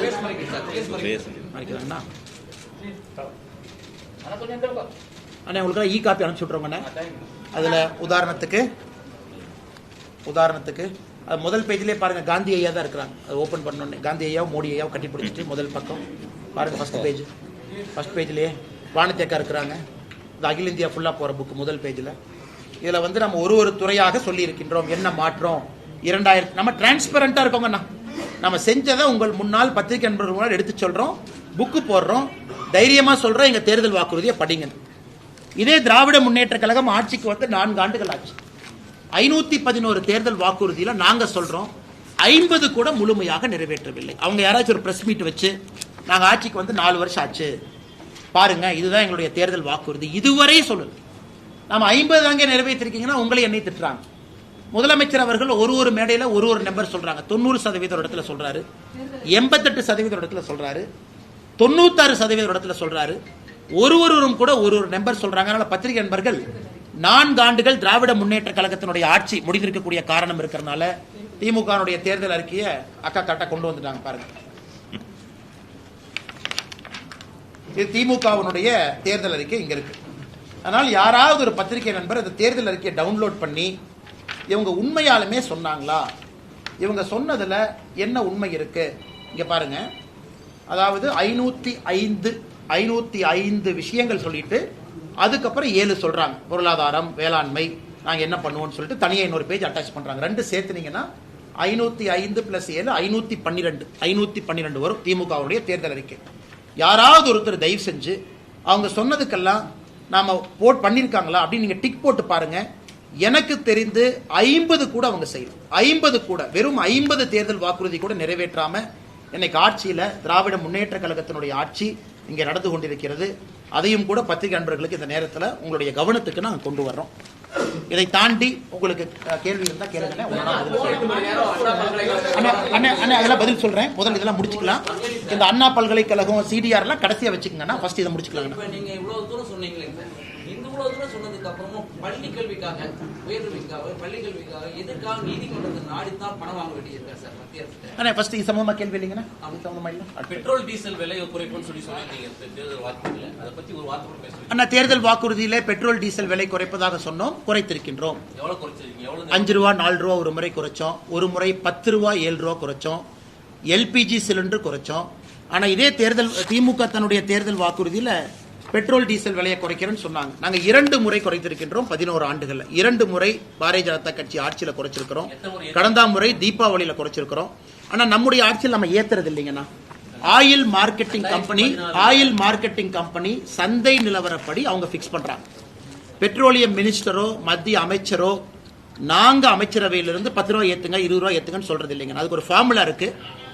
international Brent oil crude price, அது லேண்டிங் காஸ்ட் மும்பையில் லேண்ட் ஆனதுக்கு அப்புறம் அந்த லேண்டிங் காஸ்ட்டை வச்சு ஆயில் மார்க்கெட்டிங் கம்பெனி OMC ஒரு பிரைஸை ஃபிக்ஸ் பண்றாங்க. இதுல மத்திய அரசனுடைய தலையீடு எங்கேயுமே இல்லை. இப்ப எங்க மத்திய அரசு இன்டர்நேஷனல் பிரைஸ் குறையுது அப்படிங்கிற இடத்துல 2 முறை நாம இன்டர்வீன் பண்ணி குறைன்னு சொல்லியிருக்கோம். இது நண்பருக்கு ஒரே ஒரு உதாரணம் சொல்றேன். மாநில அரசுகளாக நீங்க கேட்கலாம், மத்திய அரசு நீங்க குறைச்சிட்டீங்க, மாநில அரசு குறைச்சதா? பாரதிய ஜனதா கட்சி ஆளுகின்ற எல்லா மாநிலத்திலும் மாநில அரசு தனியா பெட்ரோலை குறைச்சாங்க. உதாரணத்துக்கு கர்நாடகா, நாம 10 ரூபா குறைச்சதுக்கு அப்புறம் கர்நாடகால 5 ரூபா குறைச்சாங்க. இது எவ்வளவு பெரிய ஆச்சரியம் பாருங்க. அப்ப கர்நாடகால யாராச்சும் இன்னைக்கு இருக்கிறாங்க அப்படின்னா 15 ரூபாய் குறைச்சிருக்காங்க. மாநில அரசு 5 ரூபாயும் மத்திய அரசு 10 ரூபாயும். ஆனா தமிழகத்துல கர்நாடகால பிஜேபி அரசு எங்கேயுமே கர்நாடகாவினுடைய ஆளுகின்ற இதுக்கு முன்னாடி ஆண்ட பிஜேபி அரசு நாம் குறைப்பதாக சொல்ல இருந்தும் குறைச்சோம். ஆனா தமிழகத்துல திராவிட முன்னேற்ற கழக அரசு தேர்தல் வாக்குறுதியாக கொடுத்து விட்டும் கூட சிலிண்டருக்கு 100 ரூபாய் குறைக்கணும், குறைக்கல. பெட்ரோல் டீசல் 5 ரூபா 4 ரூபா குறைக்கணும், குறைக்கல. அப்படி இருந்தும் கூட பத்திரிகை நண்பர்கள்ட்ட அக்கௌண்டபிலிட்டி இல்லாம சுத்துறாங்க. ஒரு பத்திரிகை நண்பர்கள் ஒரு பிரஸ் மீட் வைக்கும் போது நீங்க கேட்பீங்க, அண்ணே 4 வருஷம் ஆச்சு, இன்னைக்கு பாஜக சொல்றாங்க நாங்க இவ்வளவு பண்ணிருக்கோம், இன்னைக்கு உங்க தேர்தல் வாக்குறுதி 505 + 7 512, நீங்க ஏன் செய்யல அப்படின்னு பத்திரிகை நண்பர்கள் நீங்களும் கேட்கணும். ஏன்னா ஒரு ஜனநாயகத்தில் அக்கௌண்டபிலிட்டி வேணும் அல்லங்கண்ணா. நாம நம்ம நண்பர்களுக்கு என்னுடைய அன்பான அறிவுறுத்தல், international Brent crude oil price landing காஸ்ட்டை வச்சு நம்ம பண்றோம். எங்கேயும் யாருக்கும் அநியாயம் பண்ணல. எந்த ஆயில் மார்க்கெட்டிங் கம்பெனி, ஒரு பாரத் பெட்ரோலியமோ இந்தியன் ஆயிலோ மக்கள்கிட்ட நாங்கள் சம்பாதிச்சு 50,000 கோடி ப்ராஃபிட் பண்றோம், அதற்கும் நாங்கள் விடல. எங்களை பொறுத்தவரை பெட்ரோல் டீசலாக இருக்கட்டும், LPG சிலிண்டராக இருக்கட்டும், ஏழை மக்களோடு எப்போதும் வென்று கொண்டிருக்கின்றோம். 2014 பெட்ரோல் டீசல் விலை என்ன இப்ப என்ன இருக்கு? அப்ப சென்ட்ரல் கவர்மெண்ட் வந்து எவ்வளவு வசூலிச்சாங்க, இப்ப எவ்வளவு வசூலிக்கிறாங்க? அன்னைக்கு கேஸ் பிரைஸ் என்ன, இன்னைக்கு கேஸ் பிரைஸ் என்ன ஒரு கம்பேரிசன். அண்ணா 2014 நம்ம ஆட்சிக்கு வந்த பொழுது வெறும் 64% மக்கள் வீட்டுல மட்டும்தான் கேஸ் சிலிண்டர் இருந்துச்சு. உதாரணத்துக்கு என்னுடைய அம்மாச்சி வீட்டுல நான் சொல்றது கேட்கலாம். நல்ல கேள்வி, நான் சொல்ற பதிலி நீங்க கேட்டுக்கங்க. நல்ல கேள்வி நீங்க கேட்டது. 2014 நம்ம ஆட்சிக்கு வந்த பொழுது வெறும் 64% மக்கள் வீட்டுல தான் கேஸ் சிலிண்டர் இருந்துச்சு. அதையும் நீங்க பாருங்க, 36% மக்களுக்கு நம்ம கேஸ் சிலிண்டர் கொடுத்திருக்கோம் முதலா. இன்னைக்கு இந்தியால 99.99% வீட்டுல கேஸ் சிலிண்டர் கொடுத்தாச்சு. அப்ப நம்முடைய அரசு, மோடி ஐயா அரசு 36% மக்களுக்கு புதுசா இலவச சிலிண்டர் கொடுக்கிறோம். அதற்கான முதல் சிலிண்டர் காஸ்ட்டை ஏத்துக்கிறோம், அதற்கான சப்சிடி போடுறோம். அதை ஏன் பார்க்க மாட்டீங்க? அதாவது எல்லாம் என்ன சொல்றாங்க, ஒரு காங்கிரஸோ திமுகவோ 2014 ரேட், அதே காங்கிரஸ் திமுக கேட்கிறேன், 2014 இந்திய மக்கள் பயன்படுத்திய மொத்த கேஸ் அளவு எவ்வளவு, 2025 எவ்வளவு? 36% மக்களுக்கு கேஸே கொடுக்காம பணக்காரங்க 64% கொடுத்தா நாடு முன்னேறிடுமாங்கண்ணா. நாம் இன்று அதையும் கொடுத்திருக்கோம், அதையும் நீங்க ஃபேக்டர் பண்ணுங்க. அதாவது கேஸ் ரேட் ஏறிடுச்சுன்னு யாராவது சொல்றாங்கன்னா 36% மக்களுக்கு கொடுத்திருக்கிறோமேங்கண்ணா. அதையும் பார்க்க மாட்டோம். 64% பெரிய பொருளாதாரத்துல மேலோங்கி இருக்கிறவங்களா இருக்கு வாய்ப்பு இல்லைங்களே. ஈவன் டிஎம்கே, ஏன்னா நாங்க அரசியல் இருக்கும் பொழுது நாங்க எப்படி பார்க்கிறோம், நாட்டுல 3ல் சராசரியாக ஒருவருக்கு கேஸ் இல்லை நாங்க கொதிக்கிறோம். அதாவது 100 பேர் இருக்காங்கன்னா 64 பேருக்கு தான் கேஸ். அப்ப 36னா 3ல் ஒருத்தருக்கு கேஸ் இல்லை. இன்னைக்கு 100% மக்களுக்கும் கேஸ் சிலிண்டர் கொடுத்திருக்கோம். அதான் ஏற்கனவே சொன்னது போல 2014 இந்தியன் ஆயில் கார்பரேஷன் ப்ராஃபிட் என்ன, 2025 ப்ராஃபிட் என்ன? அப்ப ஏறின பிரைஸ் எல்லாம் ப்ராஃபிட்டா மாதிரி இருக்க இல்லை. ஆனா 2014 10,000 கோடி ப்ராஃபிட், 2025 50,000 கோடி ப்ராஃபிட். எதுக்குன்னா இந்தியன் ஆயில் கார்பரேஷன் 40,000 கோடி ரூபாய் மக்கள் பணத்தை சுரண்டான், அதுக்கும் வழி இல்லை. அதையும் நீங்க செக் பண்ணி பாருங்க. எங்களை பொறுத்தவரை ப்ரொபோஷனேட்டா தாங்க இருக்கு. தேர்தல் வாக்குறுதியில நம்ம எங்கேயுமே பெட்ரோல் டீசல் குறைப்பதாக சொல்ல, ஆனாலும் குறைச்சிருக்கோம். நம்முடைய பிஜேபி ஆளுகின்ற மாநிலம் எங்கேயும் குறைப்பதாக சொல்ல நம்ம குறைச்சிருக்கோம். நான் சொல்வது திராவிட முன்னேற்ற கழகம் சொல்லியும் கூட, இங்க மாண்புமிகு அமைச்சர்கள் யாராச்சும் வரும்போது இதே கேள்வியை கேளுங்க, அண்ணே நீங்க தேர்தல் வாக்குறுதியில சொல்லிட்டு ஏன் குறைக்கலன்னு கேளுங்க. சோ எங்களுக்கும் அவங்களுக்கு இருக்கக்கூடிய டிரான்ஸ்பரன்சி, நான் தைரியமா சொல்றேன், 2014 பாரதிய ஜனதா கட்சியினுடைய மேனிஃபெஸ்டோ நண்பர் நீங்க எடுத்து படிச்சு பாருங்க. நான் சொல்றேன் யூனிஃபார்ம் சிவில் கோட் அது ஆன்கோயிங்கா இருக்கு, எல்லாம் நிறைவேற்றியாச்சு. எடுத்து டிக்கெட் அடிச்சு பாருங்க, எல்லாம் நிறைவேற்றிட்டோம். 2019 முக்கியமான இந்த காம்ப்ளிகேட்டட் விஷயத்தை தவிர அதையும் நிறைவேற்றியாச்சு. அதையும் 2031 மறுபடியும் ஆட்சி அமைத்த பிறகு 4வது முறையாக அன்னைக்கு பத்திரிகையாளர் சந்திப்பில் தலைவர்கள் யாரை சொல்லுவாங்க, அதையும் நிறைவேற்றிருப்போம். கேளுங்க.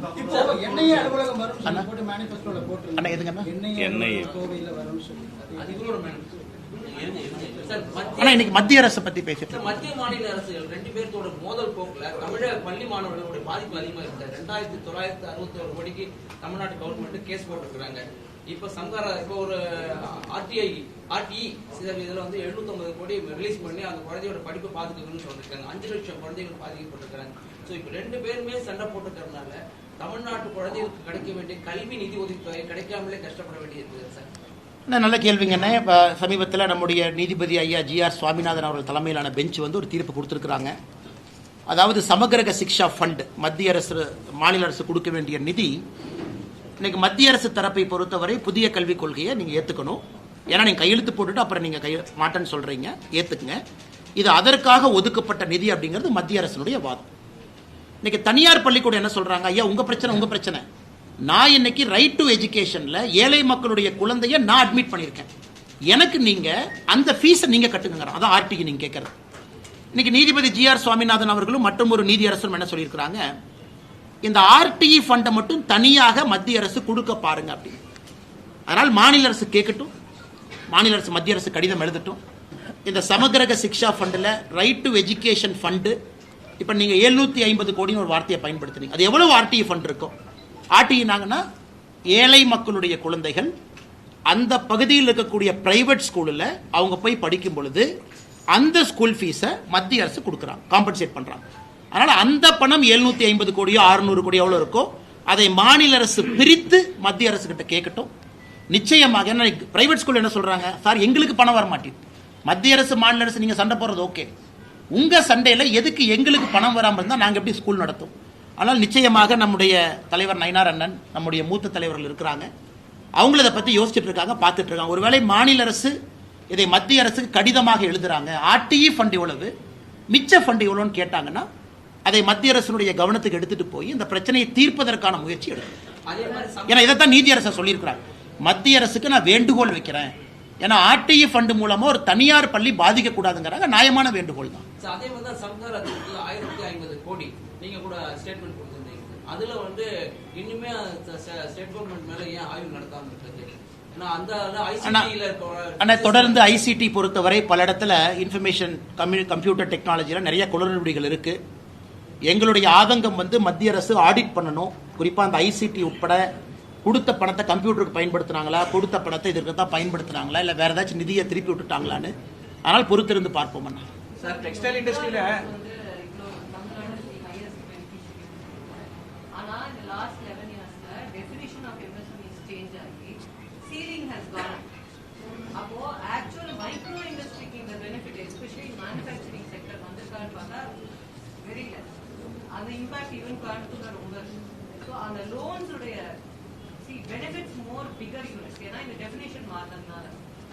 It's a fair point madam. நீங்கள் கேட்குறது வந்து குறிப்பாக எஸ்எம்இயை பொறுத்த வரைக்கும் அந்த டெஃபினிஷன் வந்து காலத்துக்கு தகுந்த மாதிரி மாறுதுங்க. ஏன்னா ஒரு யூனிட் வந்து ஸ்மாலாக ஒரு காலகட்டத்தில் இருக்குது, cannot continue to be small after a point of time. அதனால் நான் அந்த பிரேக்கப்போடு உங்களுக்கு திரும்ப வர்றேன். நம்ம ஸ்மாலுக்கு எவ்வளோ கொடுத்துருக்கோம், மைக்ரோ மீடியம் மூன்றுக்கும் தனித்தனியாக இல் கம் வித் தி பிரேக்கப். அந்த டேட்டாவை பார்த்த பிறகு முரண்பாடுகள் இருக்குது அப்படின்னா we will take it up to the concerned minister. எனக்கு தெரிஞ்சு இது இருப்பதற்கான வாய்ப்புகள் குறைவு. பட் இருந்தாலும் நான் எஸ்எம்இயாக உங்களுக்கு ஒரு டேட்டாவை கொடுத்தேன், ஒரு பிரேக்கப்போட உங்கள்கிட்ட பேசுறேன். சார் டெக்ஸ்டைல் இண்டஸ்ட்ரியில பொறுத்த வரைக்கும் பாலிஸ்டர் விஸ்கோஸ் இருக்கு இல்லைங்களா, அதோடைய இம்போர்ட் இதுக்கு தரக்கட்டுப்பாடுன்னு ஒன்று விதிச்சு பல வருஷமா கோரிக்கை கொடுத்துட்டு இருக்காங்க. ஒரு சில கார்ப்பரேட் நிறுவனங்கள் மட்டும் பயன்பெறதுனால என்டையர் இந்தியன் டெக்ஸ்டைல் இண்டஸ்ட்ரியே பாதிக்கப்படுதுன்னு சொல்றாங்க இண்டஸ்ட்ரீஸ். அதை பத்தி உங்களுடைய கருத்து? அண்ணா இதே கேள்வியை 4 மாசம் முன்னாடி ப்ரெஸ் மீட்ல நீங்க கேட்டீங்க, இதே அண்ணன் நீங்க தான் கேட்டீங்க, இதே கேள்விக்கு 4 மாசம் முன்னாடி பதில் சொன்னேன். நல்ல கேள்விதான், நல்ல கேள்விதான். பாராட்டித்தானே பதில் சொல்றேன், நீ கேட்ட தப்புன்னு சொல்றேன்னா. அதனால அன்னைக்கு சொன்ன இல்ல இல்ல நீங்க அண்ணே அந்த ஆன்சர் ஒரு நிமிஷம்னா நான் சொன்ன ஆன்சர் அவர் சொல்ல சொல்லுங்க. ஆன்சரே கேட்க மாட்டீங்க, நான் சொன்ன ஆன்சர் சொல்ல சொல்லுங்க. நான் அன்னைக்கு சொன்ன ஆன்சரை சொல்ல சொல்லுங்க. பிரஸ் மீட்ல நீங்க கேட்ட கேள்விய பிசிறு மாறாம நான் கேள்வியை திரும்ப சொல்றேன். நான் சொன்ன பதில நீங்க சொல்லுங்க. நாங்க மானிட்டரிங் பண்ணிட்டு இருக்கோம், கண்டிப்பா தொழில்துறையினருடைய கோரிக்கையும் பரிசீலனை பண்ணுவோம். இங்க இருக்கக்கூடிய கோயம்புத்தூர்ல இருக்கக்கூடிய விஸ்கோஸ் நிறுவனத்திற்கு, இங்க இருக்கக்கூடிய நிறுவனம், நீங்க கோயம்புத்தூர் விஸ்கோஸ் நிறுவனம் குறிப்பா ஆர்டிபிஷியல் ஃபைபர்ஸ் எனக்கு இந்தோனேஷியா போன்ற நாடுகள் வந்து முக்கியத்துவம் கொடுக்குறாங்க, நார்த் இந்தியாவில் 2 கம்பெனி டாமினேட் பண்ணுறாங்க, இதனால் வந்து பிரச்சனை ஆகுது அப்படிங்கிற ஒரு அடிப்படை தன்மை இருக்கு. கோயம்புத்தூர்ல ஆர்டிஃபிஷியல் ஃபைபர்ல யார் இருக்காங்களோ அவங்கள கூட்டிட்டு போய் நிதியமைச்சரை பார்க்க வச்சோம். இவங்க எல்லாம் வந்து பார்த்தாங்க. அவங்களுக்கு எந்த விதமான கம்ப்ளைண்ட் இப்ப இல்லைங்கண்ணா. நிதியமைச்சரை பார்த்த பிறகு ஆர்டிபிஷியல் ஃபைபர் மேனுஃபேக்சர் பண்ணக்கூடிய கோயம்புத்தூரை சார்ந்த தொழிலதிபர்களுக்கு பிரச்சனை இல்லை. அதற்கான நிவர்த்திகள் சில இடத்துல கொடுத்துருக்கோம். ஆனால் டெக்ஸ்டைலை பொறுத்த வரைக்கும் இட் இஸ் வெரி டைனமிக்ங்கண்ணா. 2 வருடத்திற்கு முன்பு கொடுத்த தீர்வு இன்னைக்கு அப்ளை ஆகாது. இட் இஸ் சோ டைனமிக், மாறிக்கிட்டே இருக்கும். அதனால் எங்களை பொறுத்தவரை அண்ணன் கேட்கிற கேள்வி தவறுன்னு நான் சொல்ல, அதே பதிலை தான் நான் திரும்ப சொல்றேன். பிரச்சனைகள் வரும்போதெல்லாம் அதை தீர்ப்பதற்கான எல்லா முயற்சி எடுக்கிறோம். ஒரே பிரச்சனை தொடர்ந்து இருப்பதில்லை. ஒரு காலத்துல இம்போர்ட் டியூட்டி வேணும்னு கேட்டாங்க, இன்னைக்கு இம்போர்ட் டியூட்டி வேண்டான்னு கேட்கறாங்க. சார்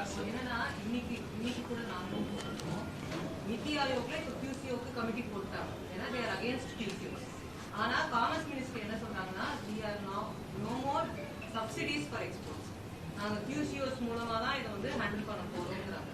ஆனா இந்த QCOஸ்க்கு வந்து அகைன் மைக்ரோ அண்ட் ஸ்மால் செக்டர்னால நாட் ஒன்லி டெக்ஸ்டைல்ஸ், இன்ஜினியரிங்லயுமே அவங்களால முடிய மாட்டேங்குது.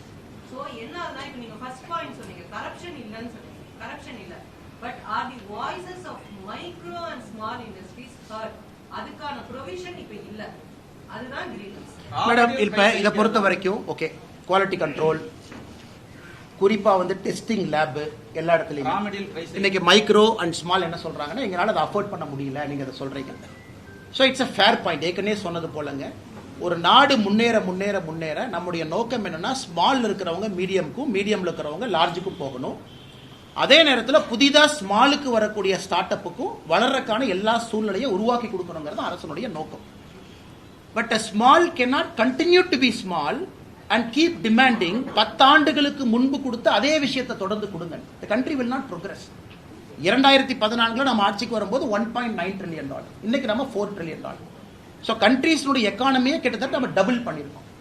அப்படி இருக்கும் பொழுது எல்லா இண்டஸ்ட்ரிக்கும் முதல்ல கொடுத்த அதே மாதிரி நீங்க கொடுங்கன்னு சொல்லும் பொழுது the country cannot grow. அதே நேரத்தில் நீங்க சொல்ற பாயிண்ட் இருக்கு, ஸ்மாலும் புரிஞ்சுக்கணும், சேம் சப்சிடி சேம் மொடாலிட்டி முதல்ல மாதிரி இருக்காது.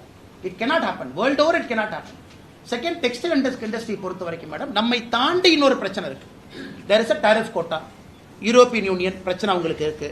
ஒரு கவர்மெண்ட்டை பொறுத்த வரைக்கும் எல்லா முயற்சிகள் எடுத்தாலும் ரவுண்ட் ட்ரிப்பிங் பண்றாங்க, அதை ஸ்டாப் பண்ணணும். அதெல்லாம் தாண்டி திருப்பூர், கோயம்புத்தூர் போன்ற நிறுவனங்களுக்கு பங்களாதேஷ்ல இருந்து ஒரு பிரச்சனை வருது. நம்ம எவ்வளவுதான் ட்ரை பண்ணாலும் நிறைய நிறுவனங்கள் பங்களாதேஷ்ல போய் அவங்க நிறுவனத்தை ஆரம்பிச்சு உள்ள கொண்டு வர்றாங்க. ஸோ நம்மை தாண்டி ஜியோ பாலிட்டிக்ஸ் இருக்கு, அதையும் இங்க இருக்கக்கூடிய தொழில் நிறுவனங்கள் புரிஞ்சுக்கிறாங்க. ஸோ எல்லாமே மத்திய அரசு தான் செய்யணும் அப்படிங்கிறத தாண்டி, உதாரணத்திற்கு UK இந்தியா FTA சைன் பண்ணியிருக்கோம். இது எத்தனை ஆண்டு காலமாக டெக்ஸ்டைல் இண்டஸ்ட்ரியினுடைய கோரிக்கை, ஃபார் ஹவு மெனி இயர்ஸ். இன்னைக்கு அதை நடத்தி காட்டியிருக்கோம். நம்ம வந்த பிறகு டெக்ஸ்டைல் செக்டருக்கு எத்தனை FTA நம்ம கொடுத்துருக்கோம் மட்டும் பாருங்க மேடம், எத்தனை FTA கொடுத்துருக்கோம். அதனால் என்னை பொறுத்தவரை பண்றோம், செஞ்சுட்டு இருக்கோம் மேடம், இன்னும் செய்யணும், அதில் எந்த மாற்று கருத்தும் இல்லை. அதே நேரத்தில் 2014 இருந்த மாதிரியே 2025 அந்த சப்சிடி கண்டினியூஷன் அப்படிங்கிறது என்னை பொறுத்தவரை கஷ்டம். But wherever possible we are solving their pain. Sir அவங்க சொல்றது மெயினா ரா மெட்டீரியல் பிரைஸ் ஹைக் தான் பிரச்சனைங்கறாங்க. அதை தீர்க்கறதுக்கு will you facilitate with the central government? அண்ணா அதான் எங்க கடமை, அதான் எங்க வேலை. நான் சொல்றது அந்த நிறுவனத்தினுடைய முதலாளிகளோ நிறுவனத்தினுடைய யார் இருக்காங்களோ they are continuously in talks, continuously engage பண்ணிட்டு இருக்காங்க. அந்த 2 பெரிய நிறுவனங்கள் மார்க்கெட்டை கேப்சர் பண்ணி அவங்க ஆர்டிஃபிஷியலா அந்த ரா மெட்டீரியலுடைய பிரைஸை என்ன வைக்கிறாங்களோ அதை உடைத்து இந்தியாவில் இருக்கக்கூடிய சிறு குறு நிறுவனங்களும் மேன்மேடு ஃபைபர்ல வரணும் அப்படிங்கறத நோக்கம். அதற்கான எல்லா முயற்சியும் தொடர்ந்து எடுத்துக்கிட்டு தான் இருக்கும். ஏவியேஷன் பொறுத்த வரைக்கும் அன்னைக்கு சொன்னீங்க, நாங்க we are continuously monitoring Coimbatore international airport development. அதை பத்தி உங்களுடைய நிலைப்பாடு என்ன? போன பிரஸ் மீட்டுக்கு அன்னை கோயம்புத்தூர் ஏர்போர்ட்டை பொறுத்த வரைக்கும் இன்னைக்கும் அன்னைக்கு சொன்ன அதே கேள்வியை உங்க முன்னாடி வைக்கிறோம். 74 விமான நிலையங்கள் இந்தியாவில் 162 மாறி இருக்கும் பொழுது தமிழகத்தில் தூத்துக்குடி ஓப்பனிங்க்கு வந்துருச்சு, திருச்சி புதுசா ஓபன் பண்ணியாச்சு, எல்லா இடமும் இருக்கும் பொழுது கோயம்புத்தூர் மட்டும் ஏன் இந்த பிரச்சனை? கோட் ஷேரிங் இல்லை, ப்ராப்ளம் இது. சமீபத்தில் லேண்ட் ஹேண்ட் ஓவர் பண்ணியிருக்காங்க, அந்த லேண்ட் ஹேண்ட் ஓவரும் முழுமையா பண்ணல, அதுலயும் லிட்டிகேஷன். நானும் நீங்களும் பேசிய பிறகு ஏவியேஷன் மினிஸ்டர் தெலுங்கு தேசம் கட்சியை சார்ந்தவங்க மறுபடியும் ஒரு லெட்டர் எழுதியிருக்காரு. அதாவது இவர்களுக்கும் ஆர்வம் இருக்க வேண்டும். இந்த மாவட்டத்தினுடைய டிஸ்ட்ரிக்ட் கலெக்டருக்கும் தமிழ்நாட்டினுடைய முதலமைச்சருக்கும் ஆர்வம் இருக்கணும். கோயம்புத்தூர் ஏர்போர்ட்டை பிரையாரிட்டியா டெவலப் பண்ணுங்கிற ஆர்வம் இருக்கும். சும்மா பேருக்கு வந்து நாம கொடுத்தோம். இன்னைக்கு 100% கோயம்புத்தூர் ஏர்போர்ட்டுடைய விஸ்தாரம் ஆகாம இருப்பதற்கான காரணம் நமக்கு டெண்டர் நோட்டிபிகேஷன் ஒரு நாளுங்கன்னா லேண்டு இன்னும் கொடுத்தே முழுமையாக இன்னும் அவங்க லேண்டை ஹேண்ட் ஓவர் பண்ணாம இருக்கிறாங்க. முழுமையா ஹேண்ட் ஓவர் பண்ண மறுபடியும் ஏவியேஷன் மினிஸ்டர் ரிமைண்டர் லெட்டர் எழுதியிருக்காங்க. கடந்த முறை வானதி ஸ்ரீனிவாசன் அவர்கள் கோயம்புத்தூர் தெற்கு தொகுதியினுடைய எம்எல்ஏ முதலமைச்சரை பார்த்த பிறகு 2 நாட்கள் கழிச்சு டிஆர்பி ராஜா அவங்க சொன்னாங்க லேண்டை கொடுத்துருவோம். முழுமையா கொடுத்தாங்களா? கொடுக்கல. இருந்த ஏவியேஷன் மினிஸ்டர் மறுபடியும் கடிதம் எழுதுறாங்க. அந்த அக்கறை பண்ணி லிட்டிகேஷன்ல ரிமூவ் பண்ணி கொடுக்க வேண்டியது இவங்க கடமை. எப்படி மத்திய அரசு இங்க வந்து லிட்டிகேஷன் அவங்க பொறுப்பு எடுப்பாங்கன்னா முழுக்க அந்த திட்டம் ஸ்டால்டுக்கு வந்து மாநில அரசு தான் காரணம். அதே தான் சொல்றேன். அப்படி இருந்தா நாம ஏன் கோயம்புத்தூரை வஞ்சிக்க போறோம்னா தூத்துக்குடி ஓப்பனிங் ரெடி இருக்கு, திருச்சி ஓபன் பண்ணியாச்சு. எத்தனையோ புது விமான நிலையங்கள் தமிழகத்தில் கொடுக்கும் பொழுது கோயம்புத்தூர் எங்களை பொறுத்தவரை ஹை பிரையாரிட்டி. காரணம் வால்யூம் ஆஃப் டிராபிக். இதனால மத்திய அரசு ஏன் கோயம்புத்தூரை வஞ்சிக்க போகுது? மிச்ச இடத்துல கிளியரா இருக்கும்போது டெண்டர் போடுறோம், டக்குன்னு மேல கொண்டு போறோம். கோயம்புத்தூர்ல தயவு செய்து நீங்க மாநில அரசுக்கு அழுத்தம் கொடுங்க, லேண்டை கிளியர் பண்ணி கொடுக்க சொல்லுங்க. ஏன்னா லேண்டை கிளியர் பண்ணாம 2 முறை டிராயிங்கை மாத்திருக்காங்க. தமிழகத்திலேயே அதிகப்படியான நிதி ஒதுக்கீடு நில ஆர்ஜிதத்துக்கு கோவைக்கு தான் பண்ணியிருக்கிறோம் அப்படின்னு சொல்றாங்க. 90% முடிஞ்சிருச்சுங்க. நீங்க சொன்ன மாதிரி 10% முடிக்கல, 100% ஹேண்ட் ஓவர் அண்ணா லிட்டிகேஷனோட ஒரு ப்ராப்பர்ட்டியை ஹேண்ட் ஓவர் பண்ணீங்கன்னா மத்திய அரசு லிட்டிகேஷனை சால்வ் பண்ண முடியாதுங்கண்ணா. லேண்டு வந்து மாநில அரசுடைய கண்ட்ரோலுங்கண்ணா. கான்ஸ்டிடியூஷன் ஆஃப் இந்தியா படி முழுமையாக நீங்க லேண்டை கொடுக்காம மத்திய அரசு செயல்படுத்த முடியும். அதனாலதான் போன முறை நாம் பேசிய பிறகு ஏவியேஷன் மினிஸ்டர் மறுபடியும் ஒரு கடிதம் எழுதியிருக்கிறாங்க. எங்களுக்கு லேண்டை முழுமையா ஹேண்ட் ஓவர் பண்ணுங்க. பண்ணிட்டாங்கன்னா எங்க ரெஸ்பான்சிபிலிட்டி நாங்க செயல்படுத்தி காட்டுறோம்.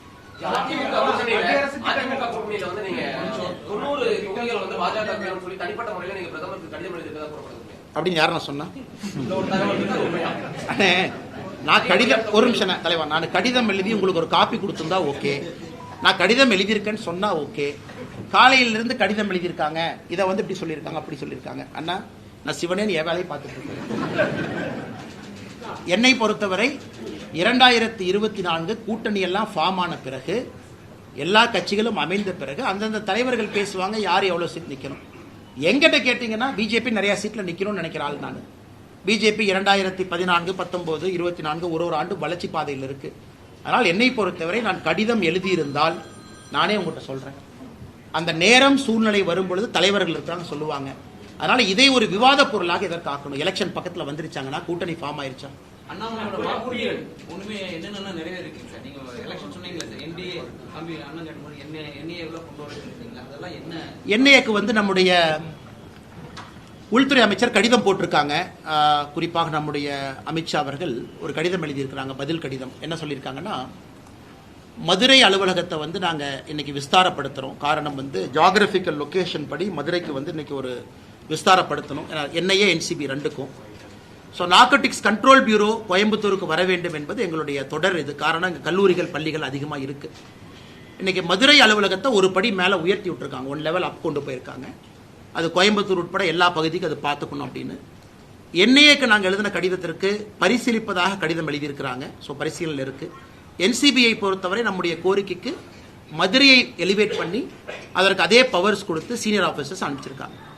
பட் தொடர்ந்து நாங்கள் கேட்போம், போராடுவோம். காரணம், தமிழகத்தில் கல்லூரிகள் அதிகமாக இருக்கக்கூடிய மாவட்டம் கோவை மாவட்டம். இங்க தனிப்பட்ட அதிகாரிகள் கண்காணிக்கணும். ஒருவேளை மதுரையை எலிவேட் பண்ணா கூட இங்க ஒரு பிரான்ச் ஆஃபீஸ் மாதிரி போட்டுனாவது இங்க வந்து உட்காரணும். அதனால் தொடர்ந்து எல்லா இடத்துலையும் ஃபாலோ பண்ணிக்கிட்டே இருக்கோங்கன்னா போராடிட்டு இருக்கோம். 48 hours ஓகே. மிச்சம் எல்லாம் முடிச்சுட்டு அதுக்கு வருவேன். இன்னைக்கு CDR 2க்கு வருவோம். கேளுங்க.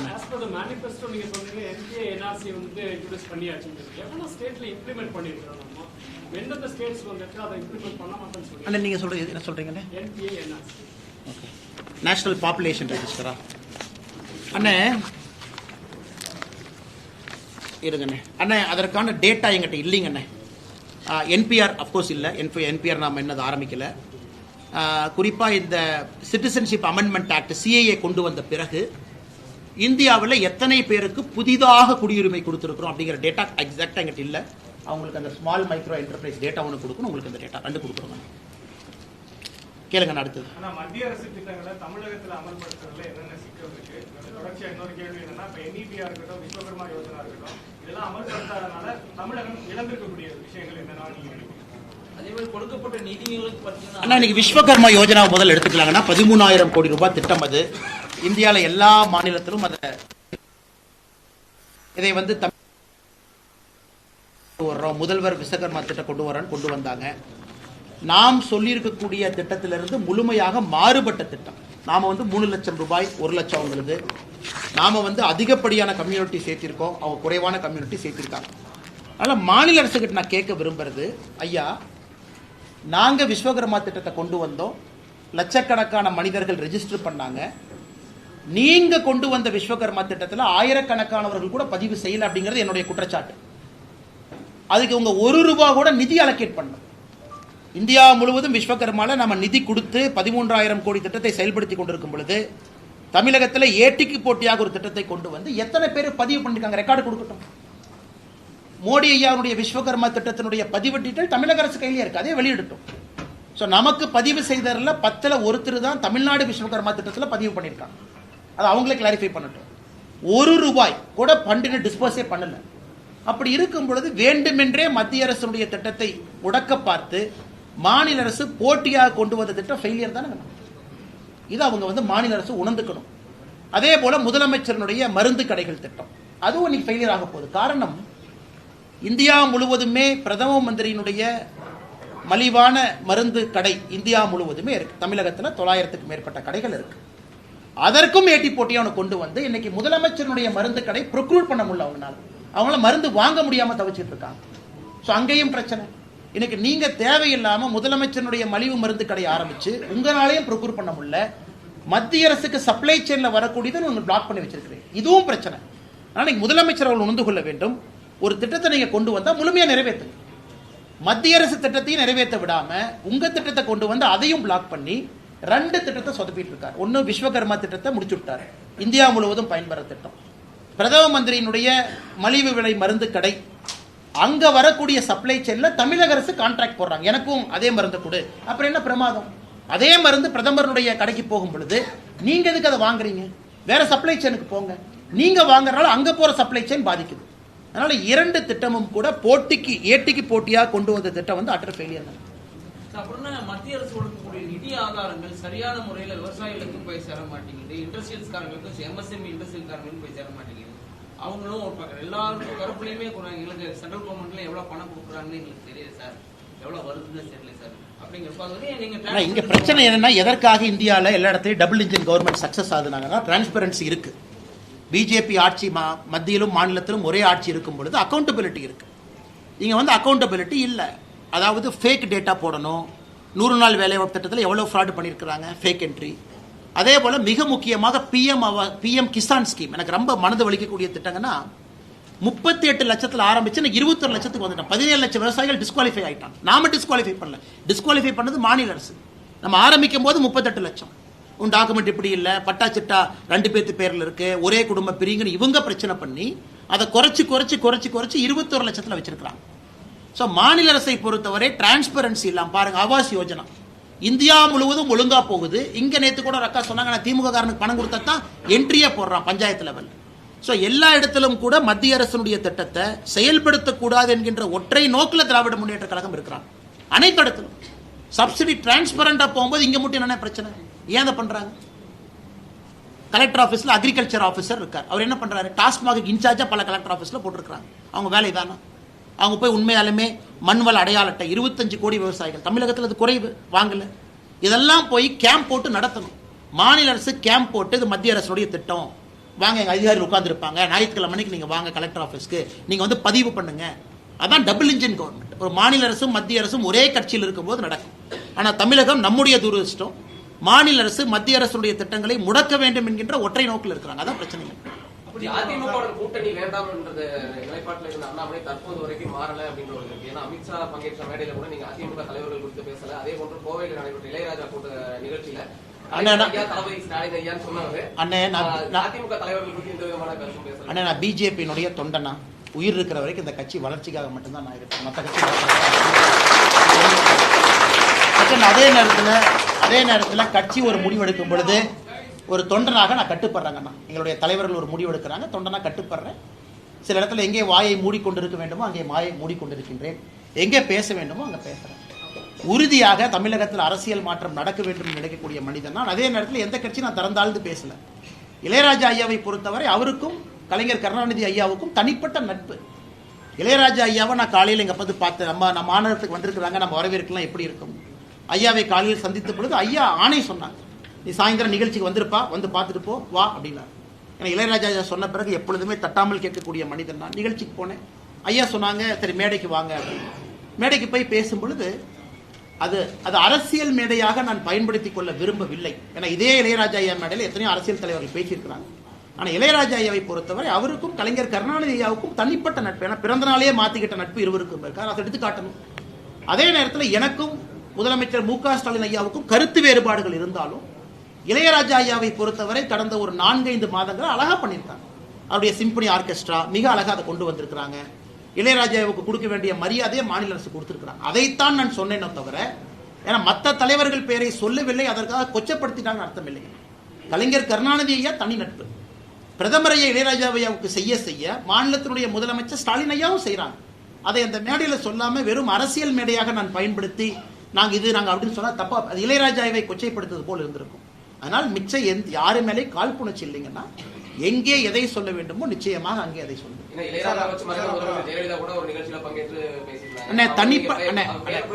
அம்மையார் அவங்க பேரு, ஜெயலலிதா அம்மையாருடைய பேரு. தனிப்பட்ட முறையில் அது அவங்க கட்சிக்காரங்க இருக்காங்க, எல்லாரும் சொல்லுவாங்க பெரிய ஆளுமை அவங்க, விடுங்கண்ணா. நான் இங்கே குறிப்பாக சொல்லிக் கொண்டிருப்பது மாநில அரசு மத்திய அரசு 2 பேர் இளையராஜா ஐயாக்கு என்ன செஞ்சிருக்கோம் மேடையில் சொல்லிட்டேன். எல்லாரையும் தாண்டி கலைஞர் கருணாநிதி ஐயாவுக்கும் இளையராஜா ஐயாவுக்கும் தனிப்பட்ட நட்பு. அது வேற எந்த அரசியல் தலைவரும் சொல்ல முடியாது, எங்க இடத்துக்கு தனிப்பட்ட நட்பு இருக்கு. அதையும் நான் சொல்லி இருக்கிறேன். அதனால் இதுல ஒரு தலைவர் பேர் சொல்லல சொன்னாங்க அப்படிங்கிறது என்னை பொறுத்தவரை இது ஒரு விஷயம் கிடையாது. கூட்டணி ஆட்சியா அப்படின்னு சொல்லி பாஜக வந்து உறுதியா சொல்றாங்க. தமிழகத்தில் 2026 கூட்டணி ஆட்சியா அப்படின்னு சொல்லி பாஜக தலைவர்கள் சொல்றாங்க. ஆனா அதிமுக பொறுத்த வரைக்கும் கூட்டணி ஆட்சிக்கு வாய்ப்பே கிடையாது. அதிமுக தலைமையில் நான் ஏதாச்சும் பேசினா தேவையில்லாம் பஞ்சாயத்து அண்ணே. நான் வந்து இந்த கூட்டணி ஆட்சி ஆட்சியில எல்லாம் பாஜக ஆட்சின்னு சொல்லிட்டு இருக்கிறேன் நான். ஆனா இன்னைக்கு நம்முடைய கட்சியினுடைய தலைவர்கள் ஒரு முடிவு எடுத்திருக்கிறாங்க. முடிவுக்கு தொண்டனாக நாங்கள் கட்டுப்படுகின்றோம். அது எங்களுடைய தலைவர் நைனா அண்ணா இருக்கிறாங்க, அவங்க எல்லாம் சொல்லுவாங்கன்னா இதுக்குள்ள நான் போக விரும்பல. எனக்கு தனிப்பட்ட கருத்துக்கள் இருந்தாலும் என்னோட இதயத்துக்குள்ள இருக்கட்டும், வேற வரும்போது பேசுவேன். அண்ணே அதெல்லாம் வரும்போது பாத்துக்கலாம் அண்ணே. இதுக்கு பதில் சொல்ற சரியான தலைவர் வரும்போது அவங்ககிட்ட கேளுங்க.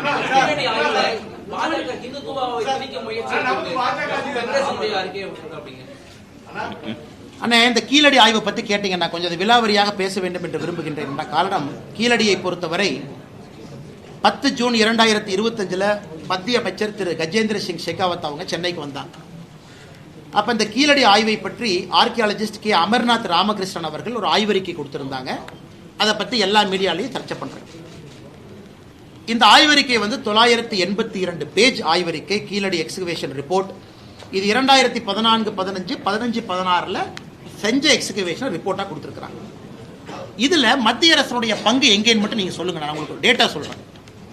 கீழடியில் நம்ம என்ன சொல்றோம், நம்முடைய தமிழ் நாகரிகம் தொன்மையான நாகரிகத்தை பத்தி சொல்றோம். இதுவரை இந்தியாவில் புரிதல் என்னன்னா, ஹரப்பன் நாகரிகம் தான் தொன்மையானது. அங்கே இருந்து ஹரப்பன் அழிவு ஆரம்பிக்கும் பொழுது அங்கிருந்து பிரிஞ்சு ஈஸ்ட்ல போனாங்க, சவுத்துல வந்தாங்க, அங்கங்க போய் நாகரிகம் தோன்றியது என்பதுதான் இத்தனை நாள் நம்ம வைக்கக்கூடிய வாதம். கீழடியை பொறுத்தவரை நம்ம என்ன சொல்றோம் அப்படின்னா, இன்னைக்கு இது கிட்டத்தட்ட 5300 ஆண்டுகள் பழமையானதுன்னு ஒரு வாதத்தை வைக்கிறோம். 5300 இயர்ஸ். அப்ப ஹரப்பன் எத்தனை ஆண்டுகள் பழமையானது அப்படின்னு ஹரப்பா அதை எடுத்தீங்க அப்படின்னா அவர்களும் கிட்டத்தட்ட அதே பழமையான ஒரு நாகரிகம் ஹரப்பன் சிவிலைசேஷன் கூட. ஏன்னா இன்னைக்கு ஹரப்பா நீங்க போனீங்கன்னா அவங்க இன்னைக்கு இண்டஸ் வேலி நம்ம என்ன சொல்றோமோ 3300 பிசியிலிருந்து 1300 பிசி, அப்படின்னா 5500 ஆண்டுகள் இண்டஸ் வேலி சிவிலைசேஷன் பழமையானது. அதே கருத்தை நாம வைக்கிறோம், இண்டஸ் வேலி அழிந்த பிறகு நாம தோன்றல, அது நடந்த பொழுதே பேரலா இங்க நமக்கு நாகரிகம் இருந்துச்சுன்னு தான் நம்ம சொல்றோம். இன்னைக்கு இந்த ரிப்போர்ட்டை வந்து 3 அறிஞர்கள் குவெஸ்டின் பண்ணிருக்காங்க. நாம குவெஸ்டின் பண்ணலீங்கன்னா நல்லா புரிஞ்சுக்க.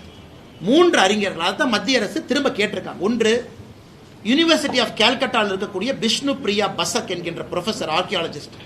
அவங்க என்ன கேட்டிருக்காங்கன்னா, கீழடியை பொறுத்தவரை லேயரா நீங்க எடுத்திருக்கிறீங்க. ஒரு சார்கோல், அதாவது ஏதோ ஒரு காலத்துல அழிந்த ஒரு மரம் சார்கோலா மாறி இருக்கு.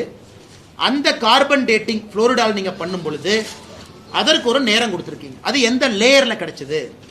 அதே போல கீழடியில தமிழ் பிராமி ஸ்கிரிப்ட் இருக்கக்கூடிய பாட்ரி ஓடு அது எங்க கிடைச்சது? நீங்க லேயரை கரெக்டா மார்க் பண்ணல. ஒரே லேயர்ல கிடைச்சதா தனித்தனி கிடைச்சதான் கிளாரிஃபை பண்ணுங்க. நியாயமான கேள்விதானே. பிரபோத் ஷிர்வல்கர் டெக்கான் காலேஜினுடைய ஆர்கியாலஜிஸ்ட் அவர் என்ன கேட்டிருக்காருன்னா, உங்க ரிப்போர்ட்ல அப்சல்யூட் டேட் பீரியட் நீங்க மென்ஷன் பண்ணல, அதையும் சரியா மென்ஷன் பண்ணுங்க. ஹர்ஷவர்தன் சித்தூர்காரர், நம்ம பார்டர் டிரெவிடியன் யூனிவர்சிட்டியில் இருக்கார் ப்ரொஃபஸரா, அவர் என்ன கேட்டாருன்னா, 2 ஓட்டை வைத்துக்கொண்டு நீங்க சொல்லி இருக்கக்கூடிய நாட்களை சொல்ல முடியுமா? நமக்கு நிறைய ஐட்டம்ஸ் வேணும்ல, வெறும் 2 ஓடை வச்சு எப்படி சொல்லுவீங்க? நாகசாமி ஐயா, டாக்டர் ஆர் நாகசாமி ஐயா அவர் என்ன சொல்றாங்கன்னா, இன்னைக்கு இந்த தமிழ் பிராமி ஸ்கிரிப்ட் இந்த ஓடை வச்சு நம்ம என்ன சொல்றோம்னா 6ஆம் நூற்றாண்டு, 6ஆம் சங்க இலக்கியத்தை பொறுத்தவரைக்கும் 6ஆம் நூற்றாண்டு கொண்டு போறோம். இத்தனை நாள் அது 3ஆம் நூற்றாண்டுல இருந்துச்சு. அப்படின்னா ஒரே அடியா 300 BC பின்னாடி போறோம். அவர் கேட்கக்கூடிய கேள்வி என்ன, எந்த ஆதாரத்தின் அடிப்படையில் நாகசாமி ஐயா கேட்கிறாங்க, ஒரு சார்கோல் இருக்கு, 2 ஓடுகள் இருக்கு, இது 2 வச்சு மட்டும் எப்படி சொல்ல முடியும்? சொல்ல முடியாது, ஏத்துக்க முடியாது. PA கிருஷ்ணன் ஃபார்மர் பியூரோக்ராட் தமிழ்நாட்டை சார்ந்தவங்க, அவங்களும் இதே தான் ரேடியோ கார்பன் வச்சு அவர் கேள்வி கேட்கிறார். அதனால இன்னைக்கு தமிழக அரசு மத்திய அரசோடு வேண்டாத சண்டைக்கு போறதை விட நாளைக்கு நாம கீழடியினுடைய ஆய்வறிக்கை உலகம் முழுவதுமே ஏற்றுக்கொள்ளப்பட வேண்டும். ஏதோ தமிழ்நாட்டில் திராவிட முன்னேற்ற கழகத்தினுடைய ஆட்சி ஒரு எலெக்ஷன் பிரச்சாரத்துக்காக சொல்றது இல்லைங்கன்னா, உலகத்துல ஒரு இடத்துல ஒரு டேட் மாறும் பொழுது உலகம் முழுவதும் அது திரும்ப செக் பண்ணுவாங்க, இது கரெக்டான நேரத்தில் சொல்லியிருக்காங்களா. ஏன்னா எவ்ரிதிங் இஸ் இன்டர்லிங்க். நீங்க மத்திய அரசு கேட்கறது என்ன, 982 பேஜ்ல சில கிளாரிபிகேஷன் கொடுங்க.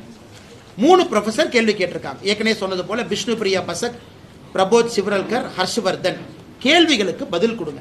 நான் பதில கொடுக்க மாட்டேன் மாநில அரசு சொல்வது எப்படி நியாயமாகும்னா, நானும் பெருமைப்படுறேன்.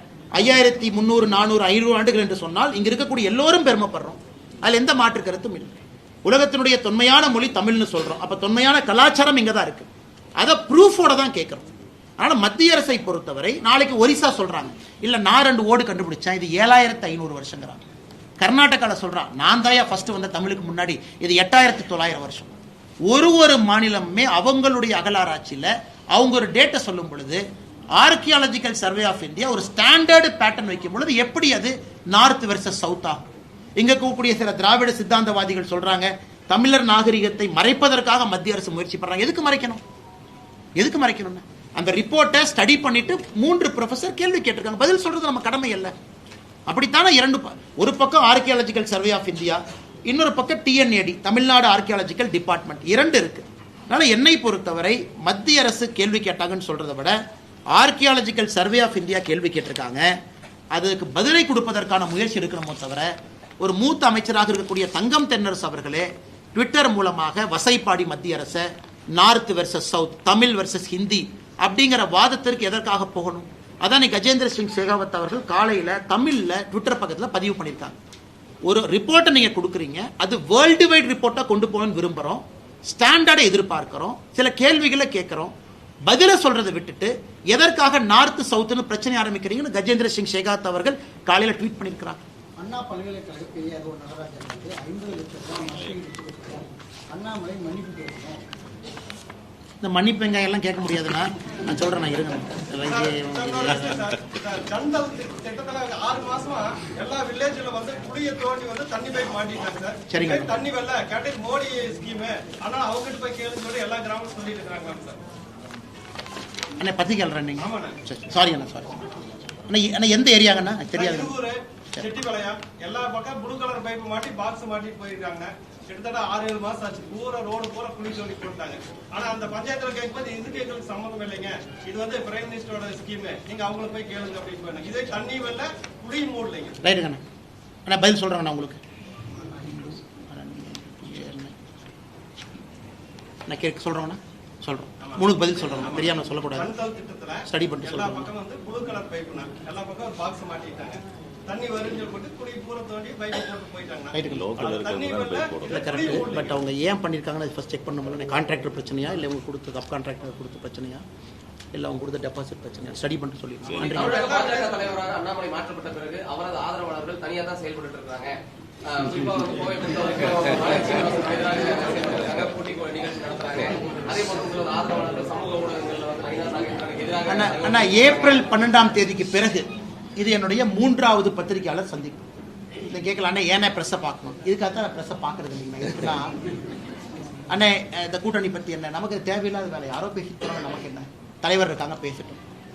அண்ணா கடந்த 2 மாதத்தில் 3வது முறையாக பத்திரிகை நண்பர்களை நான் சந்திச்சுக்கிட்டு இருக்கேன். 3வது முறை. நான் அதுக்கு மேலே எங்கேயுமே பார்க்கலீங்க, நீங்களே செக் பண்ணிக்கணும். காரணம் என்னை பொறுத்தவரை எல்லோருடைய அரசியல் வாழ்க்கையும் பூஜ்ஜியத்தில் தாங்க நான் முடியும். அது இயற்கையினுடைய நியதி. எல்லா பெரிய தலைவர்லேருந்து பாருங்க. ஏன்னா ஃபைனலாக பதவியெல்லாம் இல்லாமல் தோளில் துண்டை போட்டு வீட்டுக்கு போகணும். அப்படி தான் அரசியல்வாதியினுடைய வாழ்க்கை இருக்கணும். யாருமே ஹைலி எல்லாம் அரசியல் வாழ்க்கையை முடிக்க முடியாதுன்னா பதவி இல்லாமல் தான் போவீங்க.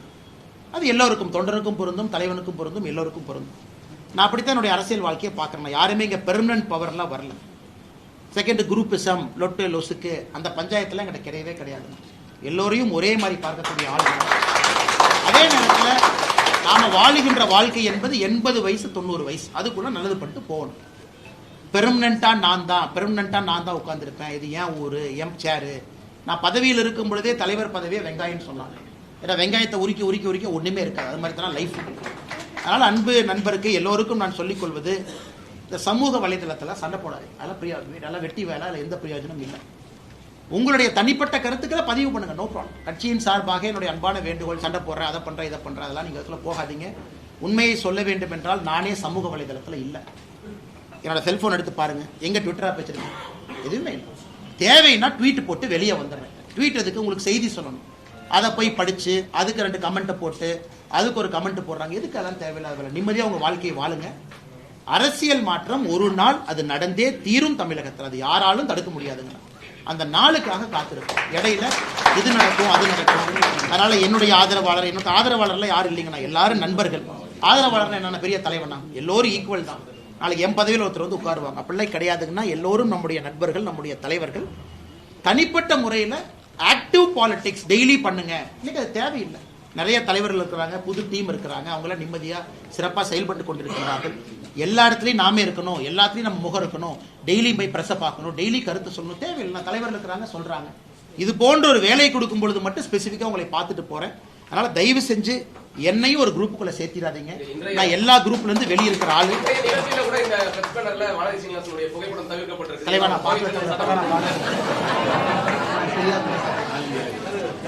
இதுலங்க இது வந்து காமனா தமிழ்நாடு முழுக்க இருக்கு. சென்னையில அமைச்சர் பண்ணும்போது நீங்க சொன்னதுக்கு அப்புறம் தான் திரும்பி பாக்குறேன், நான் பார்க்கல. ஆனா இது வந்து ஆல் இந்தியா புரோட்டோகால் ஃபாலோ பண்ணிருப்பாங்க. அதாவது என்ன பண்ணிருப்பாங்கன்னா, ஒரு நட்டாஜி இருக்கிறாங்க, முருகன்ஜி இருக்கிறாங்க, நம்ம தலைவர் ஆல் இந்தியா புரோட்டோகால். அண்ணா இந்த பிரஸ் மீட் நான் பண்றேன், நான் இருக்கேன். இந்த பிரஸ் மீட் முடிச்சதுக்கு அப்புறம் நான் இருக்கேன். ஒரு நிமிஷம். அப்படியே தேசிய தலைவர், அவங்க விமென்ஸ் விங்கோட தேசிய தலைவர் தான். அண்ணா அவங்க மகளிர் அணி நிகழ்ச்சியில போட்டுக்கலாம். எனக்கு தெரியும் ஆல் இந்தியா வந்து இது ஒரு மோடிஜியினுடைய 11 ஆண்டுகள் பிரஸ் மீட்டுங்கண்ணா. மோடிஜியினுடைய 11 ஆண்டுகள் கட்சி நிகழ்ச்சிக்கு நாங்க தான் நடத்துறோம். ஆமா தலைவா நடத்துறோம். என்னை தேவையில்லாம அந்த ஒம்பல மாட்டி விடாதீங்க. என்னை அந்த பிரஸ் மீட்டுக்கு வர சொன்னாங்க. என் போட்டோ போட்டிருக்கதை இப்பதான் திரும்பி பாக்குறேன். அதனால அந்த போட்டோ பஞ்சாயத்துல இருந்து வெளியே வந்துருவோம். அக்கா என் வானத்தேக்க நெஞ்சில் இருக்கும்போது எதுக்கு நான் பின்னாடி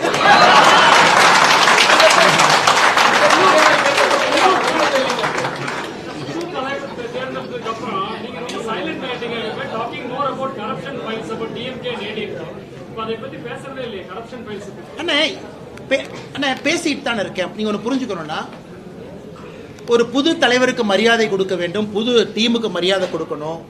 நம்ம எங்க தேவையோ அங்கே மட்டும் பேசணும். எல்லா நாளும் எதுக்கு வந்து பேசணுங்கண்ணா?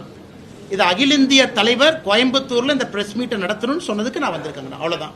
நாளைக்கு நயினார் என்ன இதை செய்யணும், நான் செய்ய போறேன். மற்றபடி இப்போ நீங்க கேட்டீங்க அண்ணா யூனிவர்சிட்டின்னு கேட்டீங்க. அண்ணா யூனிவர்சிட்டியுடைய தீர்ப்புக்காக காத்திருந்தேன். தீர்ப்பு முடிக்கட்டும் பேசுவோன்னு. இன்னைக்கு அண்ணா ஒரு கேள்வி கேட்டீங்க, பதில் சொல்றதுக்கு ரெடியா வச்சுக்கோங்க, நான் பதில் சொல்றேன். அதனால என்னை பொறுத்தவரை எங்க பேசுறோமா டெய்லி அதை பேசிட்டு இருந்தா அர்த்தம் இருக்காதுல்ல. இல்ல நீங்க தான் சொன்னீங்க கோயம்புத்தூர்ல தான் அந்த கரப்ஷன் ஃபைல்ஸ் உங்க முன்னாடி தான் நான் ரிலீஸ் பண்ண போறேன்னு சொன்னீங்க. நீங்க பதவியில இருந்து அண்ணா நல்லா புரிஞ்சுக்கண்ணா. இந்த 2 கட்சிகளும் எங்கேயும் போக போறது இல்லை. பிஜேபி எங்கேயும் போக போறது இல்லை. 40 வயசு தான். 40 வருஷம் அரசியல் பண்ணுவேன். தமிழ்நாட்டில் அரசியல் மாற்றங்களை தெளிவா இருக்கேன். ஊழலை ஒழிக்கிறவங்க தெளிவா இருக்கேன். அப்பப்ப ஒரு ரிவர்ஸ் கியர் தேவைப்படுது, அப்பப்ப பாஸ் தேவைப்படுது. எல்லாமே தன்னிச்சையாக நான் செயல்பட்டேன் அப்படின்னா அப்புறம் நானும் ஒரு குரூப்புல சேர்ந்துக்க வேணாம். இன்னைக்கு நான் தொண்டனா இருக்கேன். தொண்டனுடைய அழகு என்னவோ அதை மட்டும் நான் ஃபாலோ பண்றேன். கட்சியினுடைய தன்மை எனக்கு புரிஞ்சிருக்கேன். எந்த நேரத்தில் எதை கையில் எடுக்கணுமோ அந்த சூழ்நிலைக்கு கையில் எடுக்கிறோம். இன்னைக்கு என்ன பேசணுமோ அதை பேசுறோம். இந்த நேரத்துல வந்து நீங்க பாஸ்ல இருக்கீங்களா இல்ல ரிவர்ஸ்? நீங்களே முடிவு பண்ணிக்கங்க. ஆபரேஷன் சிந்து வெரி வைட்டல் திங். அதுல வந்து செவ்வாய்க்கிழமை பாரத பிரதமர் 58 மெம்பர்ஸ்ல 50 மெம்பர்ஸை பார்த்தாங்க. அதுல வந்து பாடி லாங்குவேஜ்ல எல்லாத்தோட நல்லது வந்து கனிமொழி அண்ட் சசி தரூர் கூட இருந்தாங்க. அவங்க கட்சிக்காரங்களே அவங்கள பெலிசிட்டேட் பண்ணல. பட் யூனிட்டி அண்ட் டைவர்சிட்டி நான் படிச்ச ஸ்கூலோட இதுதான் அவங்க யூஸ் பண்ணாங்க வேர்ல்டு பூரா. மோதியை பாராட்டி இருக்காரு. சோ அவர் எதிர்கட்சிக்கு தலைவர்னு பார்க்கல. they have done a tremendous job worldwide. ஆனால் கனிமொழி அவர்களை பொறுத்தவரை is a very erudite politician. நிறைய அறிவு சார்ந்த ஒரு அரசியல்வாதி. அவங்க இந்தியாவோட இன்ட்ரெஸ்ட்டை நல்லா ரெப்ரசன்ட் பண்ணாங்கன்னா மிகச்சிறப்பாக பண்ணாங்க. அதே போல் அந்த பிரீஃபிங் முக்கியமான நாடுகளுக்கு சசி தரூர் அவங்க போனாங்க. Is also very fantastic politician. நல்லா பண்ணாங்கன்னா மணிஷ் திவாரி உட்பட சுப்ரியா சூலே உட்பட எல்லாரும் நல்லா தான் சிறப்பாக பெர்ஃபார்ம் பண்ணிட்டு வந்தாங்க. இதில் அரசியல் இல்லை. சிந்தூரை பொறுத்தவரை எல்லோரும் ஆதரவு கொடுத்தாங்க. சிந்தூர் முடிந்த பிறகு சிந்தூரை பற்றி எல்லாரும் வெளியே போய் பேசுகிறாங்க. அப்படித்தான் நான் பார்க்குறேங்கன்னா இதில் தனிப்பட்ட முறையில் தமிழகத்தினுடைய எம்பிக்களாக அண்ணன் தம்பிதுரை அவர்கள், அக்கா கனிமொழி அவர்கள் 2 பேரும் பிரதமராக அவருடைய வீட்டில் போய் பார்த்தாங்க.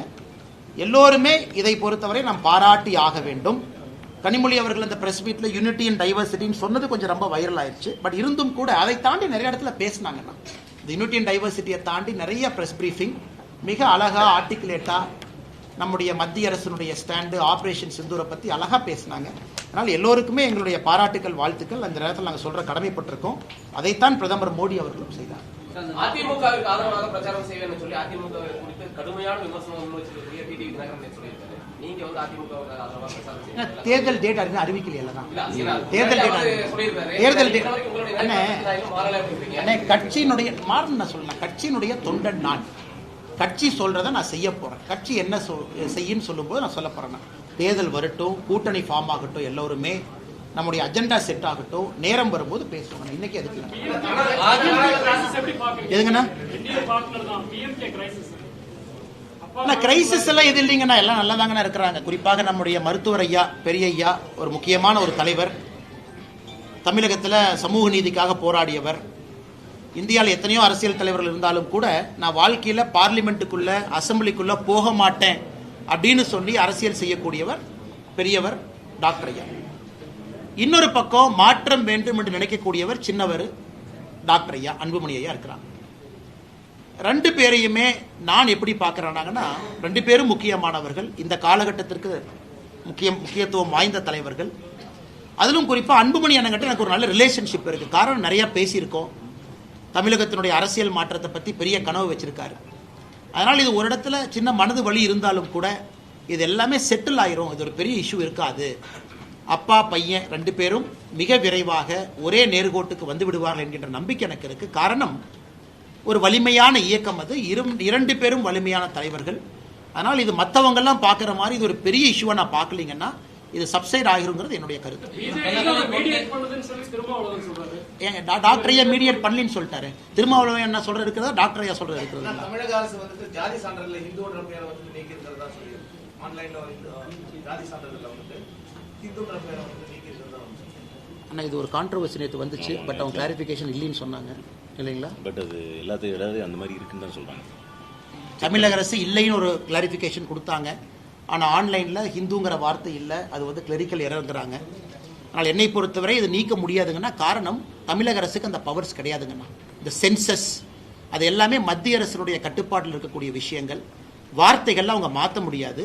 அதனால் எனக்கு தெரிந்து தமிழக அரசு செய்வதற்கான சாத்தியக்கூறுகளே இல்லை. அது மிஸ்டேக்காக மட்டும்தான் இருந்திருக்கும்.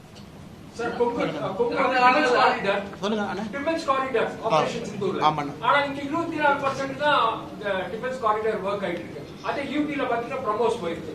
இங்க டிஃபென்ஸ் காரிடார் டிக்ளேர் பண்ணி 4 வருஷம் ஆச்சு. இன்னும் அவ்வளவு டெவலப் ஆகல. அதே மாதிரி யூபியை திட்டிட்டே இருப்பீங்க. பட் யூபில ப்ரமோஸ் வந்துருச்சு.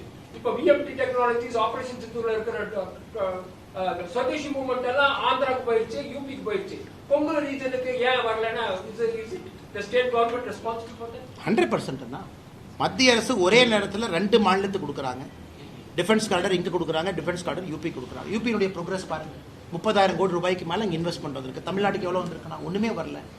முதலமைச்சர் அவங்க வந்து இன்வெஸ்டர் மீட்னு ப்ரோமோட் பண்றாரு. எங்கேயாச்சும் டிஃபென்ஸ் காரிடார்னு வாயை திறந்து பேசியிருக்காரா? டிஃபென்ஸ் காரிடார்ல பணம் போடுங்கன்னு சொல்லியிருக்காங்களா? அந்த இன்வெஸ்டர் சமிட் சென்னையில் நடந்த பொழுது டிஃபென்ஸுக்குன்னு தனியாக நடத்தினாங்களா? முதலமைச்சருக்கு அக்கறை இல்லை. தமிழகத்திற்கு வர வேண்டியதெல்லாம் யூபிக்கு போகுது. டிஃபென்ஸை பொறுத்த வரைக்கும் எந்த டிஃபென்ஸ் இண்டஸ்ட்ரியும் கோயம்புத்தூர் பக்கம் வர தயாரா இல்லை. ஆனா கோயம்புத்தூர் தான் டிஃபென்ஸ் இண்டஸ்ட்ரிக்கு சூட்டபிளான இடம். அவ்வளவு எஸ்எம்இ இருக்காங்க, அவ்வளவு லேத் ஃபேக்டரி இருக்கு, அவ்வளவு ஸ்கில்டு லேபர் இருக்கு. மாநில அரசினுடைய அக்கறையின்மை காரணமாக தமிழகத்திற்கு வர வேண்டிய எவ்வளவோ முதலீடுகள் வெளியே போயிட்டு. தேசிய ஜனநாயக கூட்டணியில இருந்து தாவேக தலைவர் விஜய்க்கு வந்து அழைப்பு விடுக்கப்பட்டதா சொல்றாங்க. ஆனா அங்க இருந்து எந்த விதமான ஒரு பதிலும் இல்ல. அவர் விஜய் வருவது தேசிய ஜனநாயக கூட்டணிக்கு பலமா இல்லையா? இது விஜய்கிட்ட தாங்க நான் கேட்கணும். எங்கிட்ட கேட்டேன் எப்படின்னா, பொறுத்த வரைக்கும் அவர் வர்றது வந்து பலமா அண்ணே, ஒரு கூட்டணி வந்து ரெண்டு வகையில் இருக்குண்ணே. பொருந்துகின்ற கூட்டணி, பொருந்தா கூட்டணி ரெண்டு இருக்கு. ஒரு சாம்பார் தூக்கி போடு, அதுக்குள்ள ரசத்தை ஊத்து, அதுக்குள்ள ஒரு 2 மோர் மிளகாய் அள்ளி போடு, அதுக்குள்ள 2 மிளகாய் கிள்ளி போடு, எல்லாத்தையும் போய் கிச்சடி பண்ணிட்டு மக்கள்கிட்ட சாப்பிடுங்கன்னா மக்கள் சாப்பிட மாட்டாங்க.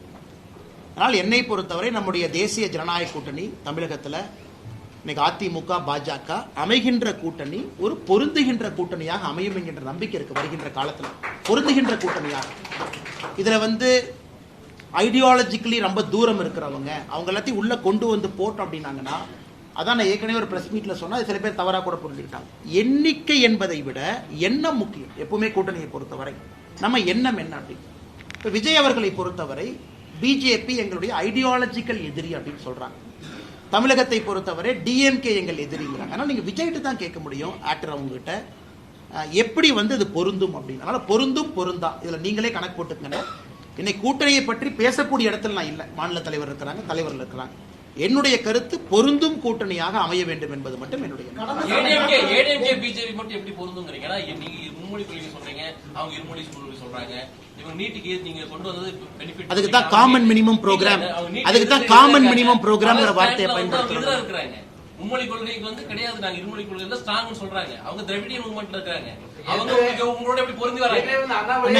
அதுக்கு தான் அண்ணாமலை எடப்பாடி பழனிசாமி வந்து ஒரு கூட்டணி கட்சி தலைவராக மறிக்க வந்து கூட்டத்தில் நீங்களே பேசுறீங்க. அண்ணா காமன் மினிமம் ப்ரோக்ராம் தலைவா இங்க பாருங்க, எனக்கும் அமித்ஷாஜி அவர்களுக்கும் அவருடைய இல்லத்தில் என்ன பேச்சுவார்த்தை நடந்தது அப்படிங்கிறது எனக்குள்ள, அது பத்திரிகையாளர் சந்திப்பில் நான் பேசக்கூடாது. நான் என்னுடைய கருத்துக்களை என்ன சொல்லி இருக்கேன் எங்களுடைய தேசிய தலைவருக்கு, நான் மாநில தலைவர் பொறுப்பிலிருந்து வெளியே வருவதற்கு முன்பு, அது எனக்குள்ள. அது நான் வெளியே சொன்னேன் அப்படின்னா அந்த மாநில தலைவர் பதவிக்கு நான் லாயக்கு இல்லாமே 4 வருஷம் இருந்திருக்குன்னு அர்த்தம். ஸோ ஏற்கனவே சொன்னது போல இன்னைக்கு எல்லாத்தையும் கேட்டுட்டு மத்திய தலைமை நம்முடைய நட்டா அவர்கள், நம்முடைய அமித்ஷா அவர்கள் ஒரு முடிவு எடுத்திருக்கிறாங்க. அதுல மிக தெளிவாக சென்னையில் நடந்த பிரஸ் மீட்ல அமித்ஷா அவங்க சொன்னாங்க, காமன் மினிமம் ப்ரோக்ராம் சிஎம்பின்னு ஒரு வார்த்தையை பயன்படுத்தினாங்க. ஆமா, எங்களுக்கும் ஏடிஎம்கேக்கும் கொள்கை அடிப்படையில் நிறைய பிரச்சனை இருக்குது. ஆனா எங்களுக்கு பிடிச்ச சில விஷயம் ஏடிஎம்கேக்கு பிடிக்காது, ஏடிஎம்கேக்கு பிடிச்ச விஷயம் எங்களுக்கு பிடிக்காது. அதனால காமன் மினிமம் ப்ரோக்ராம்னு 2 பேர்த்துக்கும் ஒத்து போற கொள்கைகளை அந்த ப்ரோக்ராம்ல இருக்கும், அதை நாங்க செயல்படுத்துவோம் அப்படிங்கிற வார்த்தையை பயன்படுத்தினாங்க. நீங்க கேட்டத கேள்விக்கான பதில் அதுலயே இருக்கு. இதை வந்து எங்களுடைய தலைவர் அமித்ஷா அவர்கள் தெளிவுபடுத்துறாங்க. ஆமா உண்மைதான், நாங்க 3 மொழி கொள்கை, நாங்க தேசிய கல்விக் கொள்கை எல்லாம் சொல்றோம். அனைத்து இந்திய அண்ணா திராவிட முன்னேற்ற கழகத்தை பொறுத்தவரை வேண்டாங்கிறாங்க, உண்மைதான். அதனால இந்த கூட்டணியை பொறுத்தவரை காமன் மினிமம் ப்ரோக்ராமோட தான் நாங்க வர்றோம் அப்படின்னு சொன்ன பிறகு இதற்கு மேல நான் என்ன பதில் சொல்றேன்னா, நாளைக்கு பிஜேபி அதிமுக ஆட்சி வந்தாலுமே ஏடிஎம்கேவோட ஸ்டாண்ட்ல இருக்கக்கூடிய அந்த இருமொழி கொள்கை தான் இருக்கும் அப்படின்னு ஒத்துக்கலாமா? அது 2 கட்சி தலைவர். நான் இந்த ஒரு நிமிஷம் சொல்றேன். ஆனா கேள்வி கேட்கக்கூடிய ஆர்வத்தை, பதில் சொல்லும் போது கேட்கக்கூடிய ஆர்வத்தையும் நீங்க காட்டணும். கேள்வி கேட்கும்போது எவ்வளவு ஆர்வமா கேட்கணும். அது எங்க கட்சியினுடைய தலைவர்களும் அனைத்து இந்திய அண்ணா திராவிட முன்னேற்ற கழகத்தினுடைய தலைவர்களும் உட்கார்ந்து அந்த காமன் மினிமம் ப்ரோக்ராமை டிராஃப்ட் பண்ணும்போது நீங்க கேட்க வேண்டிய கேள்வி. காமன் மினிமம் ப்ரோக்ராம் எலெக்ஷனுக்கு முன்னாடி வரத்தானே போதுங்கண்ணா. அமித்ஷா அவங்க சென்னையில் சொன்னாங்க, காமன் மினிமம் ப்ரோக்ராம பத்திரிகை நம்பர் நீங்க படிக்கத்தான் போறீங்க. ஓ இதான் சிஎம்பியான். அதன் பிறகு நீங்க கேட்கக்கூடிய கேள்வி இன்னைக்கு கேட்டா எப்படி பதில் சொல்லுவாங்கண்ணா? அது அண்ணா அதான் 2 கட்சிகளுக்கும் மாறுபட்ட ஐடியாலஜி இருக்கும் பொழுது அமித்ஷா அவங்க சென்னையில் சொல்றாங்க காமன் மினிமம் ப்ரோக்ராம். 2 பேரும் சேர்ந்து அடிப்படையான கொள்கைகளை வச்சு அந்த கூட்டணிக்கு போறோம். அவர் சொன்ன பிறகு நேரம் கொடுக்கணும். பிஜேபியினுடைய தலைவர் நயினாரன் இருக்கிறாங்க, அனைத்து இந்திய அண்ணா திராவிட முன்னேற்ற கழகத்தினுடைய பொதுச்செயலாளர் இருக்கிறாங்க. ஒரு கமிட்டி போடுவாங்க, அவங்க உட்காருவாங்க, சிஎம்பியை டெவலப் பண்ணுவாங்க, நம்ம முன்னாடி வைக்க போறாங்க. இன்னைக்கு நான் அந்த பொறுப்புல சிஎம்பி என்னன்னு சொல்ற பொறுப்புல நான் இல்லை. அது அந்த பொறுப்புல தலைவர்கள் இருக்கிறாங்க. அது வரும் பொழுது நீங்க கேள்வி கேட்டா நியாயமான கேள்வி. அண்ணே இதே இருக்கு, இது உங்களுக்கு ஆல்ரெடி ஒன்று சிஎம்பியில் போட்டிருக்கீங்க, ஆனா நீங்க 2 பேரும் சண்டை போட்டுட்டீங்களே, உங்களுக்கு கேட்கறதுக்கு எல்லா உரிமையும் இருக்கு. இதே கேள்வியை இன்னும் கொஞ்ச நாள் கழிச்சு கேளுங்கன்னு தான் நான் சொல்றேன். இன்னைக்கு நான் எப்படி பதில் சொல்லுவேன்னு தான் நான் சொல்றேன். வந்துட்டாங்க. ஆனா ஒரே நிமிஷம், கடந்த சில தினங்களுக்கு முன்னாடி ஆர்எஸ் பாரதி வந்து ஒரு பேட்டி கொடுக்குறாரு, மேடையில் பேசுறாரு. அதுல வந்து மோடிஜி 8 முறை தமிழ்நாட்டுக்கு வர்றாரு, இப்ப அமித்ஷா வந்து என்ன பண்ண முடியும் அப்படின்னு கேட்கிறாரு. அது ஒரு தொடர்ச்சியா ஒரு இது 14 முறை மோடிஜி தமிழ்நாட்டுக்கு வந்து மோடி வந்து என்னத்தை பார்த்தாரு, எப்படி நாங்க தானே ஜெயிச்சோம். அண்ணே ஆர்எஸ் பாரதி அவர்களை பொறுத்தவரை சில பேர்ல அரசியல் ரிட்டையர்மெண்ட் ஏஜ் வைக்கணுங்கண்ணா, 70, 65, 75 அப்படின்னு. அந்த ரிட்டையர்மெண்ட் ஏஜை தாண்டிட்டோம் அப்படின்னா புத்தி பேதலித்து விடும் என்பதற்கு ஒரு ப்ராப்பரான உதாரணம் ஆர்எஸ் பாரதி. அதாவது ஏஜெல்லாம் தாண்டி இன்னும் அறிவாலயத்தினுடைய கொத்தடிமையாக, நான் அதுக்கு பதில் சொல்லணும் தான் கரெக்டாக கேட்டீங்க, அறிவாலயத்தினுடைய வாசல்ல ஒரு வயசு என்னங்கண்ணா, என் வயசு என்ன, என் வயசுக்கு ஆர்எஸ் பாரதியை பற்றி நல்லா பேசவே கூடாது. ஆனால் அவர் பேசக்கூடிய வார்த்தை நான் கோயம்புத்தூர் பார்த்தேன், அந்த பப்ளிக் மீட்டிங் முடிச்சுட்டு ப்ரெஸ் மீட்டில் அவ்வளவு தரம் தாழ்ந்த வார்த்தைகளை பயன்படுத்துகிறார். இதுக்கு தான் டங் கண்ட்ரோல் இல்லை, நாவடுக்கம் இல்லை.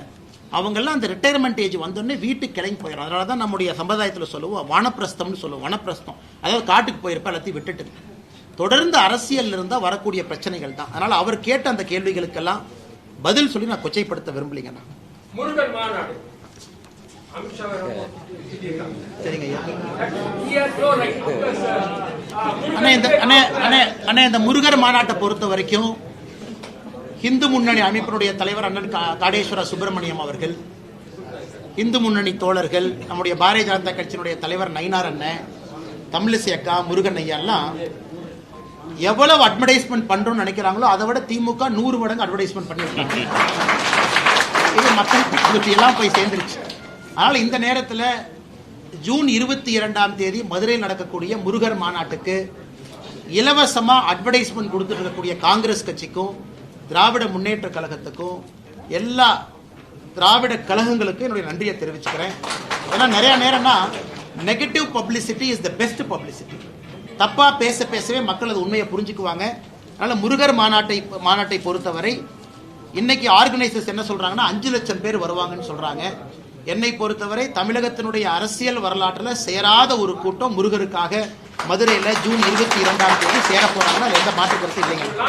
ஆனா சீனியருக்கு போயிடலாங்கண்ணே. கேளுங்க. ராகுல் காந்தி வந்து ஹேண்டிகேப் பர்சனை இன்சல்ட் பண்ணிருக்காரு. லங்கடா கோடா, இந்தியில லங்கடா கோடானா ஹேண்டிகேப் ஹார்ஸ். 3 ஹார்ஸ் சொல்லியிருக்காரு. ஒன்று பராக் கா கோடா, एक रेस का घोड़ा, तीसरा लंगड़ा घोड़ा. All India handicapped association has filed complaint. ராகுல் காந்தி அவருக்கு பாதி நேரம் கோர்ட்டுக்கு போறது இறங்குறதே வேலையா போச்சு. நம்ம தான் குஜராத்தில் போயிட்டு வந்தார். அதனால ஒரு அரசியல் தலைவர், முக்கியமான தலைவர், அவர் யாராவது இழிவுபடுத்தியதுக்கு முன்னாடி பார்த்தீங்கன்னா மோடி அப்படிங்கிற சமுதாயத்தை இழிவுபடுத்தியதற்காக அவர் மன்னிப்பு கோர வேண்டி வந்துச்சு. இன்னைக்கு இன்னொரு விஷயம் புதுசா வந்திருக்கு. மூத்த தலைவர், நாட்டினுடைய எதிர்க்கட்சி தலைவரும் கூட பொறுப்பாக இருக்கணும். அதனால இது பார்ப்பாங்கன்னா யாருக்கெல்லாம் இதன் மூலமாக பாதிக்கப்பட்டிருக்காங்களோ கோர்ட்டுக்கு போறதுக்கான இது இருக்கு. பொறுத்திருந்து பார்ப்போம். அண்ணே நம்முடைய அண்ணா யூனிவர்சிட்டி பல்கலைக்கழகம் அந்த கேஸை பொறுத்த வரைக்குங்கன்னா PRO நடராஜன் அவர்கள் நேற்று எனக்கு ஒரு டிஃபமேஷன் சூட் 50 லட்சம் ரூபாய் அனுப்பியிருப்பதாக அறிகின்றேன். அதனால் அதில் மன்னிப்பு கோர வேண்டும் என்று சொல்லியிருக்கின்றார்கள். நான் மன்னிப்பு கோரப்போவது கிடையாது. இதையெல்லாம் ஒரு வாய்ப்பாக பார்க்கின்றேன். இப்போ TR பால் அவங்க என் மேலே ஒரு டிஃபமேஷன் சூட் போட்டாங்க. வர 24, 25ஆம் தேதி சென்னையில் TR பாலு ஐயாவை கிராஸ் கொஸ்டின் நான் பண்ண போகிறேன் அந்த கேஸில். அதாவது நம்ம DMK Part 1 ஃபைல்